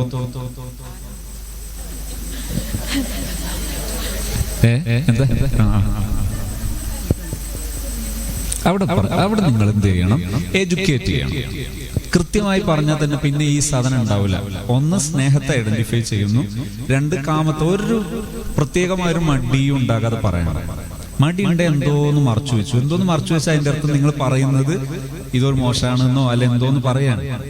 അപ്പൊ ഞാൻ നിങ്ങളോട് പറഞ്ഞതിൽ എന്തെങ്കിലും മോശമുണ്ടോ? ഉണ്ടോ? ഇല്ലല്ലോ. അതാണ് നമ്മളും ചെയ്യേണ്ടത്. അവിടെ ഒരു പ്രത്യേക ചിരി, ഒരു പ്രത്യേക എന്തൊക്കെ ഒരു ആക്ഷൻ, അപ്പോഴൊക്കെയാണ് അവിടെ നെഗറ്റീവ്സ്. ഞാൻ പ്രീ KG ലെവൽ 2 ടീച്ചറാണ്, അതായത് LKG ലെവലുള്ള. അപ്പോൾ സെയിം സിറ്റുവേഷൻ എനിക്ക് ക്ലാസ്സിൽ ഒരിക്കൽ ഉണ്ടായിട്ടുണ്ടായിരുന്നു. പ്രീ KG കുട്ടികൾക്ക് ഐ ലവ് യു എന്ന് എഴുതാനൊന്നും അവർ പഠിച്ചിട്ടില്ലെങ്കിലും ആ ഷേപ്പ് വരച്ചിട്ട് ഒരു കുട്ടിക്ക് കൊടുക്കുന്ന സംഭവം ഉണ്ടായിട്ടുണ്ട്. അപ്പോൾ ബാക്കിയുള്ളവർ കളിയാക്കുന്നുണ്ട്. അപ്പോൾ ഞാനെന്ത് പറഞ്ഞു, നമുക്ക് എല്ലാവരും ഫ്രണ്ട്സാണ്, എല്ലാവരും അപ്പോൾ എല്ലാവർക്കും എല്ലാവരും ഇഷ്ടമാണെന്ന് പറഞ്ഞിട്ട് ഞാനും കുട്ടികൾക്ക് എല്ലാവർക്കും പേപ്പറിൽ എഴുതി കൊടുത്തു, എല്ലാ കുട്ടികൾക്കും കൊടുത്തു. അപ്പോൾ പിന്നെ എല്ലാവരും അങ്ങനെയാണെന്നുള്ള നിലക്കെത്തിയിട്ടുണ്ടായിരുന്നു. പിന്നെ എനിക്ക് വേറൊരു ഇഷ്യൂ ഉള്ള എന്താ വെച്ചാൽ, എൻ്റെ ക്ലാസ്സിൽ കുറഞ്ഞ സ്ട്രെങ്തേ ഉള്ളൂ, പക്ഷെ ഒരു കുട്ടിയുണ്ട് കുറച്ച് ഹൈപ്പർ ആക്റ്റീവ് ആണ്. എങ്ങനെയാന്ന് വെച്ചാൽ ക്ലാസ്സിൽ തീരെ അടങ്ങിയിരിക്കില്ല, ഫുള്ള് ഓടുക ചെയ്യാം. അതുപോലെ തന്നെ ഭയങ്കര സൗണ്ട് ഉണ്ടാക്കലാണ്. ഇവിടെ പ്രിൻസിപ്പാളും എല്ലാവരും വന്ന് കണ്ടിട്ടുണ്ട് ആ കുട്ടീനെ. അപ്പോൾ പിന്നെ പേരൻസിനെ വിളിച്ചൊക്കെ സംസാരിച്ചിട്ടുണ്ടായിരുന്നു. എന്നുവെച്ചാൽ തീരെ കുട്ടി അടങ്ങിയിരിക്കൂല, ഒരു സമയം ഒരു നിമിഷം അടങ്ങിയിരിക്കൂല, അങ്ങനെയാണ്. അവ ക്ലാസ്സിൽ ശ്രദ്ധിക്കുക അതൊന്നുമില്ല. ഇനി വേറെ അടങ്ങിയിരിക്കുന്ന കുട്ടികളെ തന്നെ പോയിട്ട് ചെയർ വലിക്കും, കുട്ടി വീണവും, എല്ലാവരും ഡിസ്റ്റർബ് ചെയ്തിട്ടുള്ള ഒരു സംഭവമാണല്ലോ. അപ്പോൾ ആ കുട്ടീനെ എങ്ങനെയെങ്കിലും ഒന്ന് മാറ്റിയെടുക്കണം എന്നുള്ള ഭയങ്കര ആഗ്രഹം ഉണ്ടായിരുന്നു. പിന്നെ ഞാൻ കുറേ നോക്കി, കുറച്ചൊക്കെ ആക്ടിവിറ്റീസൊക്കെ കൊടുക്കുമ്പോൾ കുറച്ച് നേരമൊക്കെ ഇരിക്കും. അവനിഷ്ടപ്പെട്ടാണ്. ഇപ്പോൾ ഡ്രോയിങ് ഇഷ്ടമാണ്. അപ്പോൾ കുറേ എന്തെങ്കിലുമൊക്കെ വരയ്ക്കും. ടീച്ചറെ വരയ്ക്കുകയാണെന്ന് പറഞ്ഞിട്ട് ഇന്നെ കുറേ വരച്ച് തരും. ഒരു ബുക്ക് കിട്ടിയാൽ ആ ബുക്ക് അന്ന് ഫുള്ളാവും, അങ്ങനെയാണല്ലോ. അപ്പോൾ പാരൻസിനായിട്ട് ചർച്ച ചെയ്തപ്പോൾ പാരൻസിന് ഭയങ്കര സന്തോഷമാണല്ലോ. ഇപ്പോൾ എന്താ വെച്ചാൽ ഒരുപാട് മാറ്റം വന്നിട്ടുണ്ട്. പിന്നെ ബുക്കിനി ഓരോ ദിവസം ഓരോ ബുക്ക് വാങ്ങിയാലും വേണ്ടിയില്ല, അടങ്ങിയിരുന്നാൽ മതി എന്നാണ് പാരൻസിനുള്ളത്. ഉമ്മ വർക്ക് ചെയ്യുന്ന ആളായതുകൊണ്ട് വീട്ടിലും കുട്ടീനെ അങ്ങനെ നോക്കാനുള്ളൊരു സാഹചര്യം ഇല്ല എന്ന് പറയണേ. ഇപ്പോൾ ഒരുപാട് മാറ്റം ഉണ്ടെങ്കിലും ഉമ്മ പറയുന്നത് എന്താ വെച്ചാൽ പുറത്തേക്ക് കൊണ്ടുപോകാൻ വയ്യ, എവിടെയും കൊണ്ടുപോകുമ്പോൾ കുട്ടി ഓടുക ചെയ്യുക, എവിടെയും നിൽക്കൂല, എവിടെയും നിൽക്കൂല, ഓടുക ചെയ്യുക. പക്ഷെ ഇപ്പോഴും എന്താ വെച്ചാൽ ഒരു ദിവസം ക്ലാസ്സിൽ വന്നിട്ടില്ലെങ്കിൽ അന്ന് വിളിക്കും എന്നെ, വീഡിയോ കോളാണ് വിളിച്ചിട്ട് എന്നെ കാണണം. ഉമ്മൻ്റെ ഫോണിൽ നിന്ന് എൻ്റെ നമ്പർ എന്നെ സെർച്ച് ചെയ്ത് കൊടുക്കുന്നതാണ്. ചിലപ്പോൾ ഷോപ്പിലൊക്കെ പോയാൽ വിളിച്ചിട്ട് മാഡത്തിന് എന്താ വാങ്ങണ്ടേ, ഇത് വേണോ അത് വേണോ എന്ന് ചോദിച്ചിട്ട് വിളിക്കുക. അങ്ങനെ ഭയങ്കര ഒരു അറ്റാച്ച്മെൻ്റ് ആണുള്ളത്. കുട്ടികളായിട്ടും അങ്ങനെ തന്നെയാണ്. എല്ലാവരായിട്ടും നല്ല സ്നേഹമൊക്കെ ആണെങ്കിലും ചിലപ്പോൾ സ്നേഹം പ്രകടിപ്പിക്കുന്ന കൂടി പോവുകയാണ്, പിടിച്ചുകൊണ്ട് നുള്ളേ കടിക്കുകയൊക്കെ ചെയ്യും എല്ലാവരും. അപ്പോൾ അവനെ നല്ലൊരു വീട്ടിലേക്ക് എത്തിക്കാൻ എനിക്ക് എന്തെങ്കിലും സൊല്യൂഷൻ പറഞ്ഞു നന്നായിരുന്നു. വളരെ നല്ലൊരു ത്രില്ലാണിത് അല്ലേ? ആ കുട്ടി മതി ശരിക്കും ടീച്ചറുടെ എല്ലാ എനർജി. അവനൊരു ദിവസം ഇല്ലെങ്കിൽ നമുക്കും ഇതാണ് ശരിക്കുള്ള അപ്രോച്ച്. ഇതാണ് അപ്രോച്ച് സ്ഥിരപ്പെട്ടാൽ ഇനി എളുപ്പമാണ്. ഈ കുട്ടികൾക്ക് വേണ്ടത്, ഈ ഹൈപ്പർ ആക്റ്റീവായിട്ടുള്ള കുട്ടികൾക്ക് വേണ്ടത് ചലിക്കാൻ അവസരം കൊടുക്കാം, ചലിക്കാൻ അവസരം കൊടുക്കണം. ഈ കുട്ടികൾക്ക് നന്നായിട്ട് ഓക്സിജൻ കിട്ടണം. ഓക്സിജൻ കിട്ടണമെങ്കിൽ അവർക്ക് ചലിക്കണം. ആ മക്കളെ നിങ്ങൾ എന്ത് ചെയ്യണം? ചലിക്കാൻ അവസരം കൊടുക്കാൻ എന്തൊക്കെ ഓപ്ഷൻ ഉണ്ട് നോക്കാം. ഉദാഹരണത്തിന്, ടീച്ചർ ചോക്ക് എടുക്കാതെ വരുന്നു, ക്ലാസ് റൂമിലേക്ക് വരുമ്പോൾ ചോക്ക് വേണം, ചോക്ക് എടുക്കാതെ വരുന്നു. ആ മോന്റെ പേര് വിളിച്ചിട്ട് മോനെടുക്കുവോ ചോക്ക്? ആ ടീച്ചർ ഞാൻ എടുത്തു വരാം, ഓടിപ്പോയി എടുത്തു വരും. അതിനോട് ചേർന്ന് 10-15 മിനിറ്റ് ആ കുട്ടി ബഹളം വെക്കില്ല. അങ്ങനെ ചെയ്യാറുണ്ട്. എന്തുണ്ടെങ്കിലും അവനെ ഏൽപ്പിക്കാറാണോ പതിവ്. അവ പെട്ടെന്ന് എടുത്ത് കൊണ്ടുവന്ന് തരും. ഇത് ചെയ്ത ഉടനെ എന്ത് ചെയ്യണം? ആ കുട്ടി അപ്രിസിയേറ്റ് ചെയ്യണം. അഥവാ ചെറിയ ചെറിയ അച്ചീവ്മെന്റ്സിന് സെലിബ്രേറ്റ് ചെയ്യുക, ചെറിയ അച്ചീവ്മെന്റുകളെ സെലിബ്രേറ്റ് ചെയ്യുക. ശേഷം ഇനി ഞാൻ ശ്രദ്ധിക്കുക, ഒന്നും കൂടെ പറയാം. നേരത്തെ ഞാൻ പറഞ്ഞ സ്റ്റെപ്പുകൾ കവർ ചെയ്ത് പോരുക. PR, idea, quality time, step ഉപയോഗിക്കാം. എന്താ ഞാൻ പറഞ്ഞതെന്നറിയാം? ഈ കുട്ടിക്ക് PR കിട്ടുന്നുണ്ടെന്ന് ഉറപ്പുവരുത്തി. 2, ഈ കുട്ടിയുടെ പേജിൽ ഈ കുട്ടിയുടെ ഓരോ ദിവസത്തെയും നമ്മൾ മെൻഷൻ ചെയ്യുന്നു. ബുദ്ധിമുട്ടാകരുത്, നമുക്ക് ബുദ്ധിമുട്ടാകരുത്, മെൻഷൻ ചെയ്യുന്നു. 3-മത്തത്, ഈ കുട്ടിക്ക് ക്വാളിറ്റി ടൈം കൊടുക്കുന്നു. ക്വാളിറ്റി ടൈമിൽ കുട്ടിയോട് വ്യക്തതയുള്ള പോസിറ്റീവ് ലാംഗ്വേജിൽ നിർദ്ദേശങ്ങൾ കൊടുക്കുന്നു. അതുപോലെ കുട്ടിയുടെ വിശേഷം ചോദിക്കുന്നു. Are we happy? വീട്ടിലൊക്കെയാണോ? ഇവിടെ ഒക്കെയാണോ? ഇത് കേട്ടതിന് ശേഷം, അഥവാ കുട്ടി ആ കേൾവി കേട്ട ഉടനെ കുട്ടിയോട് മാർഗനിർദ്ദേശം കൊടുക്കാം. മാർഗനിർദ്ദേശം പോസിറ്റീവ് ലാംഗ്വേജ്. അതായത് കുട്ടി ക്ലാസ്സിൽ ഇരിക്കണം. നമ്മൾ എന്ത് ചെയ്തു? മോനെ, എല്ലാ കുട്ടികളും ഇരിക്കുന്നതാണെന്നില്ല, നിനക്ക് മാത്രം എന്താ ഇരിക്കാൻ പ്രയാസം? ഇത് നെഗറ്റീവ് ലാംഗ്വേജ് ആണ്. പകരം പോസിറ്റീവ് ലാംഗ്വേജ്. ഏതാ പോസിറ്റീവ് ലാംഗ്വേജ്? മോനും ക്ലാസ്സിൽ ഇരിക്കണം കേട്ടോ, മോനും ക്ലാസ്സിലിരിക്കണം. എഴുന്നേറ്റ് നടക്കണം എന്ന് പറയുന്നത്, നടക്കരുത് എന്ന് പറയുന്നതിന് പകരം പിന്നെ ക്ലാസ്സിലെ പിരീഡ് കഴിയുന്നത് വരെ ഇരിക്കുക, ഇങ്ങനെ പറയാം. എന്ത് പറയരുത്? നെഗറ്റീവ് ലാംഗ്വേജ് മാക്സിമം റിമൂവ് ചെയ്യുക. എന്ത് ചെയ്യരുത് എന്ന് പറയുന്നത് മാക്സിമം എന്ത് ചെയ്യണം എന്ന് പറഞ്ഞ് പഠിക്കുക. നല്ല റിസൾട്ട് ഉണ്ടാവും. ഇതൊരു വലിയ സബ്ജക്റ്റാണ്. ഈ കുട്ടികളോട് ഞാനിപ്പോൾ പറഞ്ഞത്, ഒന്ന് ചലനത്തിന് പ്രാധാന്യം നൽകുക, പിന്നൊന്ന് ഈ കുട്ടിയെ അഡ്രസ് ചെയ്യുമ്പോൾ PR കൃത്യമാണെന്ന് ഉറപ്പുവരുത്തി കുട്ടിയുടെ പേജിൽ അത് മെൻഷൻ ചെയ്ത് ശേഷം ക്വാളിറ്റി ടൈമിലൂടെ കുട്ടിയെ അഡ്രസ് ചെയ്യണം. ഇങ്ങനെ ചെയ്ത് ശീലിച്ചാൽ കുറഞ്ഞ കാലം കൊണ്ട് കുട്ടി മാറും. കഴിയുമെങ്കിൽ ടീച്ചർ അത് ഒബ്സർവ് ചെയ്യുകയും റിപ്പോർട്ട് പറയുകയും ചെയ്താൽ കുറച്ചുകൂടി ഫാസ്റ്റ് ആവും റിസൾട്ട്. ഓക്കെ. അതുപോലെ അവരുടെ പാരൻസിന് കൊടുക്കാവുന്ന ഒരു നിർദ്ദേശം, വീക്ക്ലി വൺസ് എവിടെയെങ്കിലും നീന്തൽ പഠിക്കാനോ അതല്ലെങ്കിൽ അതുപോലുള്ള ഈ നന്നായിട്ട് ഓട്ടവും ചാട്ടവും ഒക്കെ ഉള്ള പ്രകൃതിയായിട്ട് നന്നായിട്ട് ഇണങ്ങുന്ന വെള്ളം മണ്ണ് ഒക്കെ നന്നായിട്ട് ഉപയോഗിക്കുന്ന അത്തരം ചാൻസുകൾ കൊടുക്കാൻ പറയാം. ആഴ്ചയിൽ ഒരു തവണയൊക്കെ ഓടിക്കളിക്കാനും ഈ നല്ല ചെടിയും പുല്ലും ഒക്കെ ഉള്ള സ്ഥലത്ത് ഓടാനും ചാടാനും നീന്തലുകൾ ഒക്കെ ഉള്ള അവസരം നന്നായിട്ട് കൊടുക്കാൻ പറഞ്ഞാൽ പെട്ടെന്ന് കുട്ടിയിൽ വളർച്ച ഉണ്ടാവും, മാറ്റമുണ്ട്. സർ, ഇതൊരു 7th സ്റ്റാൻഡേർഡിലെ കുട്ടിയുണ്ട് ഇതേപോലെ അതിനാൻ. അപ്പൊ അവന് നമ്മൾ ഈ രീതിയിൽ പറ്റൂലല്ലോ. ഇല്ല, അവന്റെ വാപ്പാക്ക് പോത്തും കച്ചവടമാണ്. ഞാനും അവൻ അടങ്ങിയിരിക്കാൻ വേണ്ടി അതിനെ കുറിച്ചാ ചോദിക്കുക. അപ്പൊ ഭയങ്കര ഇൻട്രസ്റ്റ്. ഈ കുട്ടിക്ക് സെയിം ഇത് പാറ്റേൺ ഉപയോഗിക്കാം. പാറ്റേൺ എന്താ അറിയോ? പി ആർ പിന്നെ ഐഡിയ, ക്വാളിറ്റി ടൈം തന്നെയാണ് പാറ്റേൺ. ഈ ക്വാളിറ്റി ടൈമിന്റെ സമയത്ത് ടീച്ചറുടെ ചോദ്യം അങ്ങോട്ട് കൊണ്ടുവന്നാൽ മതി. അതിൽ കുട്ടിക്ക് നിർദ്ദേശവും കൊടുക്കുക. പോസിറ്റീവ് ലാംഗ്വേജിൽ നിർദ്ദേശം കൊടുത്താൽ കുട്ടി മാറും. പക്ഷെ എന്ത് വേണമെന്നറിയോ? ടീച്ചർക്ക് ടാസ്ക് വരണം. എന്താ ടാസ്ക്? ഈ കുട്ടിക്ക് എന്റെ ഹെൽപ്പ് കിട്ടണം. എന്തിന്? കുട്ടി ഗ്രാജുവലി ഇന്ന പൊസിഷനിൽ എത്താൻ. എന്താ പൊസിഷൻ? ഇപ്പൊ കുട്ടി പലപ്പോഴായിട്ട് എഴുന്നേറ്റ് ഇങ്ങനെ കളിക്കളി, അത് ഫുൾ കവർ ചെയ്ത് ഒരു പീരീഡ് മൊത്തം ഇരിക്കാൻ പറ്റണം. ശ്രദ്ധിക്കണം, കുട്ടിയെ എഴുന്നേറ്റ് നടക്കുന്നവനാണ്, വികൃതിയാണ് എന്ന് ചിന്തിക്കുന്നതിന് പകരം ഇത്തരം കുട്ടികൾക്ക് സാധ്യതയുള്ള ഒരു വിഷയമാണ് ഇപ്പൊ നടന്ന പ്രയാസം. പ്രയാസം എന്ന് പറയുന്നത് ഒരു കേന്ദ്രത്തിലേക്ക്, ഒരു ഒബ്ജക്ഷനിലേക്ക് ദീർഘസമയം അറ്റൻഷൻ ചെലവഴിക്കാനുള്ള ഒരു പ്രയാസം. ആ പ്രയാസം നേരിടുന്ന കുട്ടിയെ നമ്മൾ സഹായിക്കുകയാണ് വേണ്ടത്. മറ്റു കുട്ടികളെക്കാൾ ഒരുപാട് മൂല്യങ്ങൾ ഇവരിൽ ഉണ്ടാകും. പിന്നീട് ഒരു കാലത്ത് ഇവർ മാറുന്ന നാളിൽ ഇവരിൽ വലിയ വലിയ വിപ്ലവാത്മകമായ മാറ്റങ്ങളും ഉയർച്ചയും ഉണ്ടാകാൻ സാധ്യതയുണ്ട്. അതുകൊണ്ട് ഇവരെ ആ രീതിയിൽ കണ്ട് പരിഗണിച്ചാൽ അവർ ഉന്നതങ്ങളിൽ എത്തും. പിന്നൊരു കാര്യം കൂടി ഇതിന്റെ കൂടെ ചേർത്ത് പറയാനുള്ളത്, നമ്മളെ ക്ലാസ്സിലൊക്കെ ഏറ്റവും പിന്നോക്കം നിൽക്കുന്ന ഈ മക്കളുണ്ടല്ലോ, ഇവരെ കാണുമ്പോൾ ഒരിക്കലും ഒരു ടീച്ചറുടെ മനസ്സിൽ നെഗറ്റീവ് വരരുത്. തീർച്ചയായും.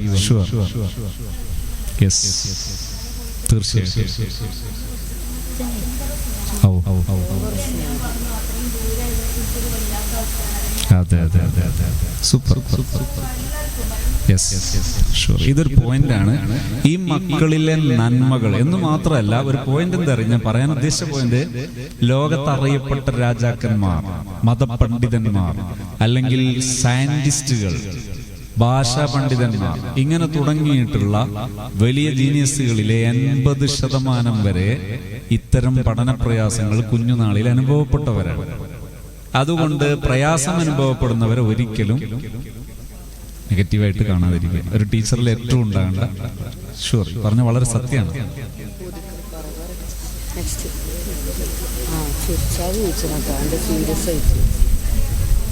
ബുദ്ധിമുട്ടുണ്ട്.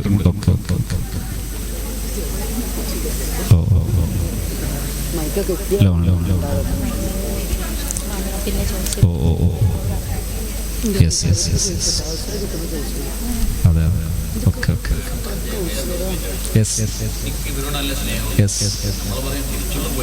അതെ അതെ അതെ അതെ. അതായത് ഇപ്പൊ ഞാൻ സൂചിപ്പിച്ച പോയിന്റില് കുട്ടിക്ക് നമ്മളോട് സ്നേഹമാണ് എന്ന് പറഞ്ഞതുപോലെ തന്നെ നമുക്ക് ഈ കുട്ടികളിലെ നന്മ കാണാനും കൂടി കഴിയുക എന്നതാണ് അവിടുത്തെ ശ്രദ്ധേയമായ വലിയൊരു പോയിന്റ്. പക്ഷെ അവര് ഭയങ്കര നന്മകൾ ഉൾക്കൊള്ളുന്നു. അതായത് ഇത്തരം പ്രയാസമുള്ള മക്കളിൽ നമ്മൾ പ്രതീക്ഷിക്കാത്ത നന്മകളുണ്ട്. എന്നാലും ഇതിനെ അഡ്രസ് ചെയ്യണമല്ലോ. മാഡം സൂചിപ്പിച്ചൊരു വിഷയമല്ലേ, ഈ കുട്ടിക്ക് പഠനത്തിൽ അക്ഷരങ്ങൾ തിരിച്ചറിയാനും മറ്റൊക്കെ ബുദ്ധിമുട്ടുണ്ട്. ഈ കുട്ടികളെ അഡ്രസ് ചെയ്യേണ്ടത് സ്പെഷ്യലായിട്ടാണ്. എങ്ങനെ ചെയ്യണമെന്നറിയോ? അവർക്ക് തന്നെ അവരുടെ ടാസ്കുകൾ കൊടുക്കാം. ഫ്രണ്ട്സിനെയോ പാരന്റ്സിനെയോ അല്ലെങ്കിൽ അങ്ങനെ അവർക്ക് ഇഷ്ടമുള്ള ഏതെങ്കിലും ഒരാളെ യൂസ് ചെയ്തിട്ട്, അല്ലെങ്കിൽ ഡിവൈസുകൾ സെറ്റ് ചെയ്ത് കൊടുക്കാം. ഡിവൈസുകളിൽ സെറ്റ് ചെയ്ത് കൊടുത്തിട്ട് ഒരു ദിവസം അക്ഷരങ്ങൾ മാത്രം സെറ്റ് ചെയ്യാം. അത് ഫുൾ ക്ലിയർ ആയി, അക്ഷരെല്ലാം തിരിച്ചറിയും. ഞാൻ ഇതിന് ഗ്രൂപ്പ് ഫോം ചെയ്തതിന് ശേഷം ഇത് പെർമനന്റ്ലി മൂവ് ഓൺ ആകുന്ന ഒരു സിറ്റുവേഷൻ വന്നാൽ ഒരു ടൂൾ, റെമഡിയൽ ടൂൾ ഞാൻ നിങ്ങൾക്ക് പറഞ്ഞുതരാം. ലെവൽ ഓഫ് ഇന്റർവെൻഷൻ ടൂൾ എന്ന് പറഞ്ഞിട്ട് ടൂൾ ഉണ്ട്. ആ ടൂൾ അടിസ്ഥാനത്തിൽ നിങ്ങൾക്ക് ഇവർക്ക് പഠനം ടാസ്ക് ചെയ്ത് കൊടുത്താൽ, ഒരു ഉത്തരവാദിത്തമായി ഏൽപ്പിച്ചു കൊടുത്താൽ അവർ ഫാസ്റ്റ് ആയിട്ട് കയറി വന്നോളും. വലിയ അധ്വാനമൊന്നുമില്ല. ഒറ്റ വർഷം കഴിയുമ്പോഴേക്ക് അവർ എഴുത്തും വായനയൊക്കെ നന്നായി സ്വയം പഠിച്ചോളും. ഓക്കെ, അതിൽ ഇതും കൂടെ അപ്ലൈ ചെയ്യാൻ പറ്റിയാൽ അതൊരു official type. Yes yes yes yes. ഓ അയ്യോ ഷുവർ.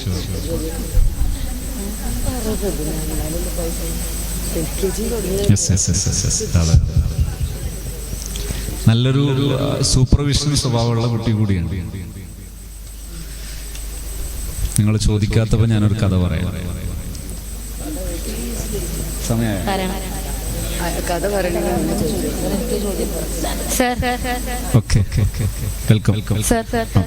എൻ്റെ ക്ലാസ്സിൽ 2 കുട്ടികളെ, ഞാൻ UKG ടീച്ചറാണ്. അപ്പോൾ അവർ LKG-ന്ന് ആ ഒരു ബോയും ഗേളും നല്ല ഫ്രണ്ട്സാണ്. സ്റ്റാർട്ടിങ്ങിൽ തന്നെ അവർ നല്ല ഫ്രണ്ട്സാണ്. അപ്പോൾ അത് LKG സ്റ്റുഡൻസ് അല്ലേ, അങ്ങനെ പോട്ടെ എന്ന് വിചാരിച്ച്. പിന്നെ ലാസ്റ്റ് ആയപ്പോൾ ഈ കുട്ടികൾ, ഇപ്പോൾ ഈ ബോയ്ക്ക് ഈ ഗേളല്ലാതെ കൂട്ടില്ല, ഗേളിനും അങ്ങനെ തന്നെ ഇവനില്ലാതെ. അപ്പോൾ UKG-ന്നും അവർ സീറ്റൊക്കെ എത്ര മാറ്റിയിരുത്തിയാലും രണ്ടാളും പഠിക്കാനും ഉഷാറാണ്. പക്ഷേ ഇപ്പം ബോയിനെ മാറ്റിയിരുത്തിയാൽ ആ കുട്ടി ഭയങ്കര ടെൻഷനായിട്ട് വീട്ടിൽ പോയിട്ട് പാരൻസ് എന്നോട് വിളിച്ച് പറയും. അവർ പാരൻസ് തമ്മിൽ തന്നെ പറഞ്ഞു, പിന്നെ മേഡം അവരെ ഒപ്പം ഇരുത്തണം കേട്ടോ. അപ്പോൾ ഇനിയിപ്പോൾ പോകുന്നത് ഫസ്റ്റ് സ്റ്റാൻഡേർഡിലേക്കാണ്, അത് ആ കുട്ടികൾക്കത് ബാധിക്കില്ലേ? ഞാനെന്ത് ചെയ്യും? അത്രയും ഫ്രണ്ട്സാണ് രണ്ടുപേരും. ഇതതിൻ്റെ നല്ലൊരു പീക്ക് പോയിന്റിലൊരു ക്വസ്റ്റ്യനാണിത്. ഞാനതിൻ്റെ ആൻസർ പറയുമ്പോൾ നിങ്ങൾ ശ്രദ്ധിക്കുന്നതാണ് എൻ്റെ പ്രതീക്ഷ. കാരണം ആ ചോദ്യം അവിടെയാണല്ലോ. നേരത്തെ ഞാൻ പറഞ്ഞ PR ഡൂയിങ് റെക്കോർഡിംഗ് ഷെയറിംഗ് ലെവലിൽ പ്രാക്ടീസ് ചെയ്തൊരു ടീച്ചർ ഈ കുട്ടിയോട് പറയാണ്, മോനെ ഫസ്റ്റ് സ്റ്റാൻഡേർഡിൽ ഇങ്ങനെയാണ്, നമ്മൾ എന്താ ചെയ്യുന്നത്? ശ്രദ്ധിക്കണേ. അല്ലാത്തൊരു ടീച്ചർ പറയുമ്പോൾ ആ കുട്ടിക്ക് ഭയങ്കര പെയിൻ ഉണ്ടാകും, നല്ല പെയിൻ ഉണ്ടാകും, ഭയങ്കര പ്രയാസമുണ്ട്. അതേസമയത്ത് ഈ പ്രാക്ടീസ് ചെയ്തൊരു ടീച്ചർ ഈ കുട്ടിയോട് ചോദിക്കുകയാണ്, ഫസ്റ്റ് സ്റ്റാൻഡേർഡ് എങ്ങനെയല്ല, ഇപ്പൊ KG സെഷൻ പോലെ അല്ല, സീറ്റിംഗ് അറേഞ്ച്മെന്റ് ഇങ്ങനെയല്ല, നമ്മൾ എന്താ ചെയ്യുന്നത് എന്ന് ചോദിച്ചാൽ ആ കുട്ടി പറയൊരു ആൻസർ.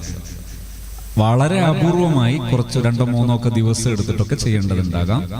വളരെ നോർമലി ഈ ടീച്ചർ ഇത് പറയുമ്പോൾ ആ കുട്ടി ആലോചിക്കും, പിന്നെ എന്താ ചെയ്യേണ്ടത്? അങ്ങനെയാണോ മാഡം, ഞാൻ എന്താ ചെയ്യുന്നത്? അവർ തമ്മിലുള്ള ഒരു കൺവെർസേഷൻ മതിയാകും, ആ വിഷയം സോൾവ് ആകും. അതല്ല, നമ്മൾ ഇതല്ലാത്ത നോർമൽ ടീച്ചിങ് മെത്തേഡിലാണെങ്കിൽ നല്ല പാനിക്കായിട്ട് ചിലപ്പോൾ പോയേക്കാം, ചിലപ്പോൾ അവരുടെ ആ ഏജ് കവർ ചെയ്യുമ്പോൾ അവർ മാറിയേക്കാം. രണ്ടിനും ചാൻസ്. ഞാൻ പറഞ്ഞ റെഡി ആയിരുന്നു.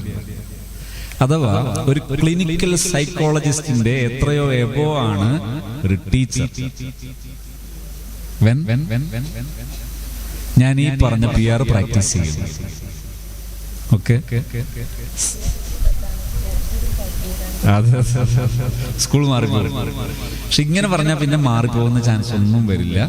കുട്ടിക്ക് അത് വളരെ അക്സെപ്റ്റബിൾ ആകുന്നു മാത്രമല്ല, ഈ ടീച്ചിങ് അപ്രോച്ചുള്ള ഒരു സ്കൂൾ സ്ഥിരപ്പെട്ടാൽ ആ കുട്ടികൾക്ക് മറ്റൊരു ലോകത്ത് പോകാൻ കഴിയില്ല. എന്നാലോ റിസ്ക് ഇല്ല. റിസ്ക് ഉണ്ടോ? റിസ്ക് വളരെ കുറവാണ്. പക്ഷെ ഈ അപ്രോച്ച് സ്ഥിരപ്പെട്ട് കഴിഞ്ഞാൽ പിന്നെ കുട്ടികൾക്ക് മറ്റൊരു വിഭാഗത്തിലേക്ക് പോകാൻ കഴിയുകയില്ല ഒരിക്കലും. ഇന്ററാക്ഷൻ തന്നെ ആയിക്കോട്ടെ, നിങ്ങളെ വളരെ ഫ്രീ ആയിട്ട് നിങ്ങൾക്ക് ചോദിക്കാനുള്ള വിഷയങ്ങൾ, ഇടപെടാനുള്ള വിഷയങ്ങൾ ഇടപെടാം.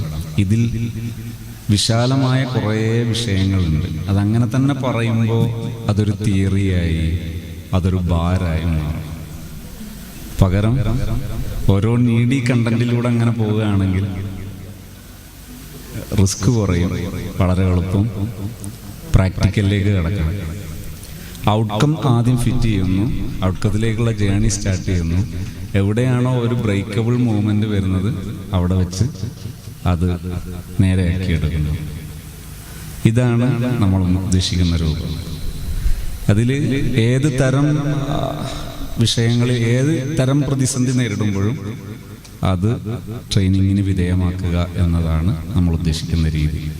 ഈ ഫിസിക്കൽ മൂവ്മെന്റ് മാത്രമല്ല, ഈ ഫിസിക്കൽ സെഷൻ മാത്രമല്ല, ശേഷം ഈ കണ്ടിന്യൂ ആയിട്ട് ഒരു ബാക്കപ്പ് നൽകി മുന്നോട്ട് പോകുന്ന ഒരു ഗ്രൂപ്പ് സിസ്റ്റമാണ് ഉദ്ദേശിക്കുന്നത്. അപ്പോൾ പിന്നെ എപ്പോഴും നമ്മൾ സേഫാണല്ലോ. ഏത് സമയം, എനി ടൈം, എപ്പോൾ വേണമെങ്കിലും നമുക്ക് ഹെൽപ്പ് ലഭിക്കും, എപ്പോൾ വേണമെങ്കിലും ഇടപെടാം.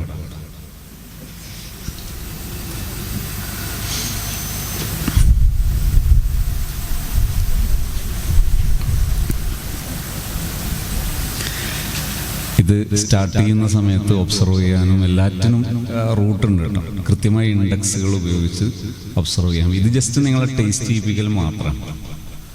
എന്താണ് ട്രെയിനിങ്, എന്താണ് റൂട്ട്, എന്താണെന്നുള്ളത് ടേസ്റ്റ് ചെയ്യിപ്പിക്കൽ മാത്രമാണ് ഈ സെഷനിൽ ഉദ്ദേശിക്കുന്നത്.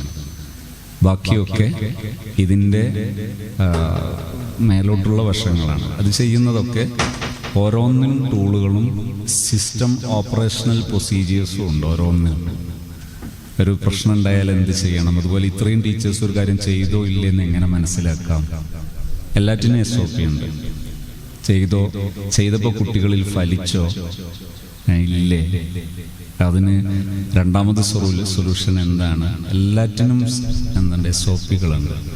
മറ്റൊന്ന്, നമ്മൾ ഇങ്ങനൊരു സിസ്റ്റം ഇംപ്ലിമെൻറ്റേഷൻ നടത്തുന്ന സമയത്ത് അതിൻ്റെ ഒരു പ്രൊഫഷണൽ അപ്രോച്ച് എന്ന് പറയുന്നത്, പിന്നെ ഈ വലിയ ഉയർന്ന തലത്തിൽ കാര്യങ്ങൾ ലീഡ് ചെയ്യുന്ന രാജ്യങ്ങളിലൊക്കെ എപ്പോഴും സ്റ്റാഫ് ഡെവലപ്മെൻറ്റ് പ്രോഗ്രാം തന്നെയാണ് പറയുക ചെയ്യുക.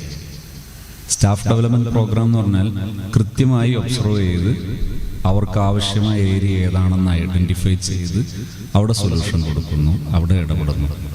അങ്ങനെ മേലോട്ട് കൊണ്ടുവരുന്നൊരു സിസ്റ്റമാണ് ശരിക്കും.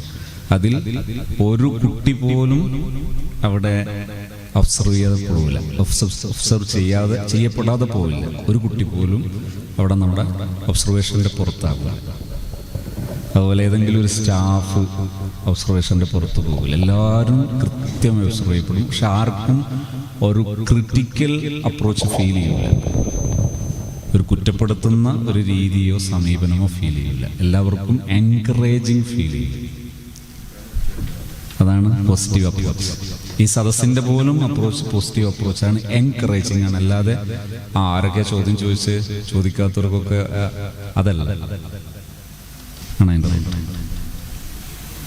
ഇനി ഒരു കുറഞ്ഞ സമയമാണുള്ളത്. ഈ സമയം ഒരു 3:30 ആകുമ്പോഴേക്ക് അതിൻ്റെ വിത്ത് ഫീഡ്ബാക്ക് കൺക്ലൂഷൻ കൊണ്ടുവരാമെന്നാണ് ഞാൻ കരുതുന്നത്. ഓക്കെ. പിന്നെ വിഷയം അവതരിപ്പിക്കാൻ മണിക്കൂറുകളോളം വിഷയമുണ്ട്. 16 മണിക്കൂർ വിഷയം അവതരിപ്പിക്കാൻ മാത്രമുണ്ട് കേട്ടോ. 16 മണിക്കൂർ വിഷയം അവതരിപ്പിക്കാൻ മാത്രമുണ്ട്. പക്ഷെ അതിൻ്റെ പ്രാക്ടിക്കലാണ് നമ്മൾ ചെയ്യുന്നത്. എല്ലാ സൈഡിലും ബിഹേവിയറൽ, അതുപോലെ അക്കാദമിക്, സ്കിൽ മോഡിഫിക്കേഷൻ, എല്ലാം.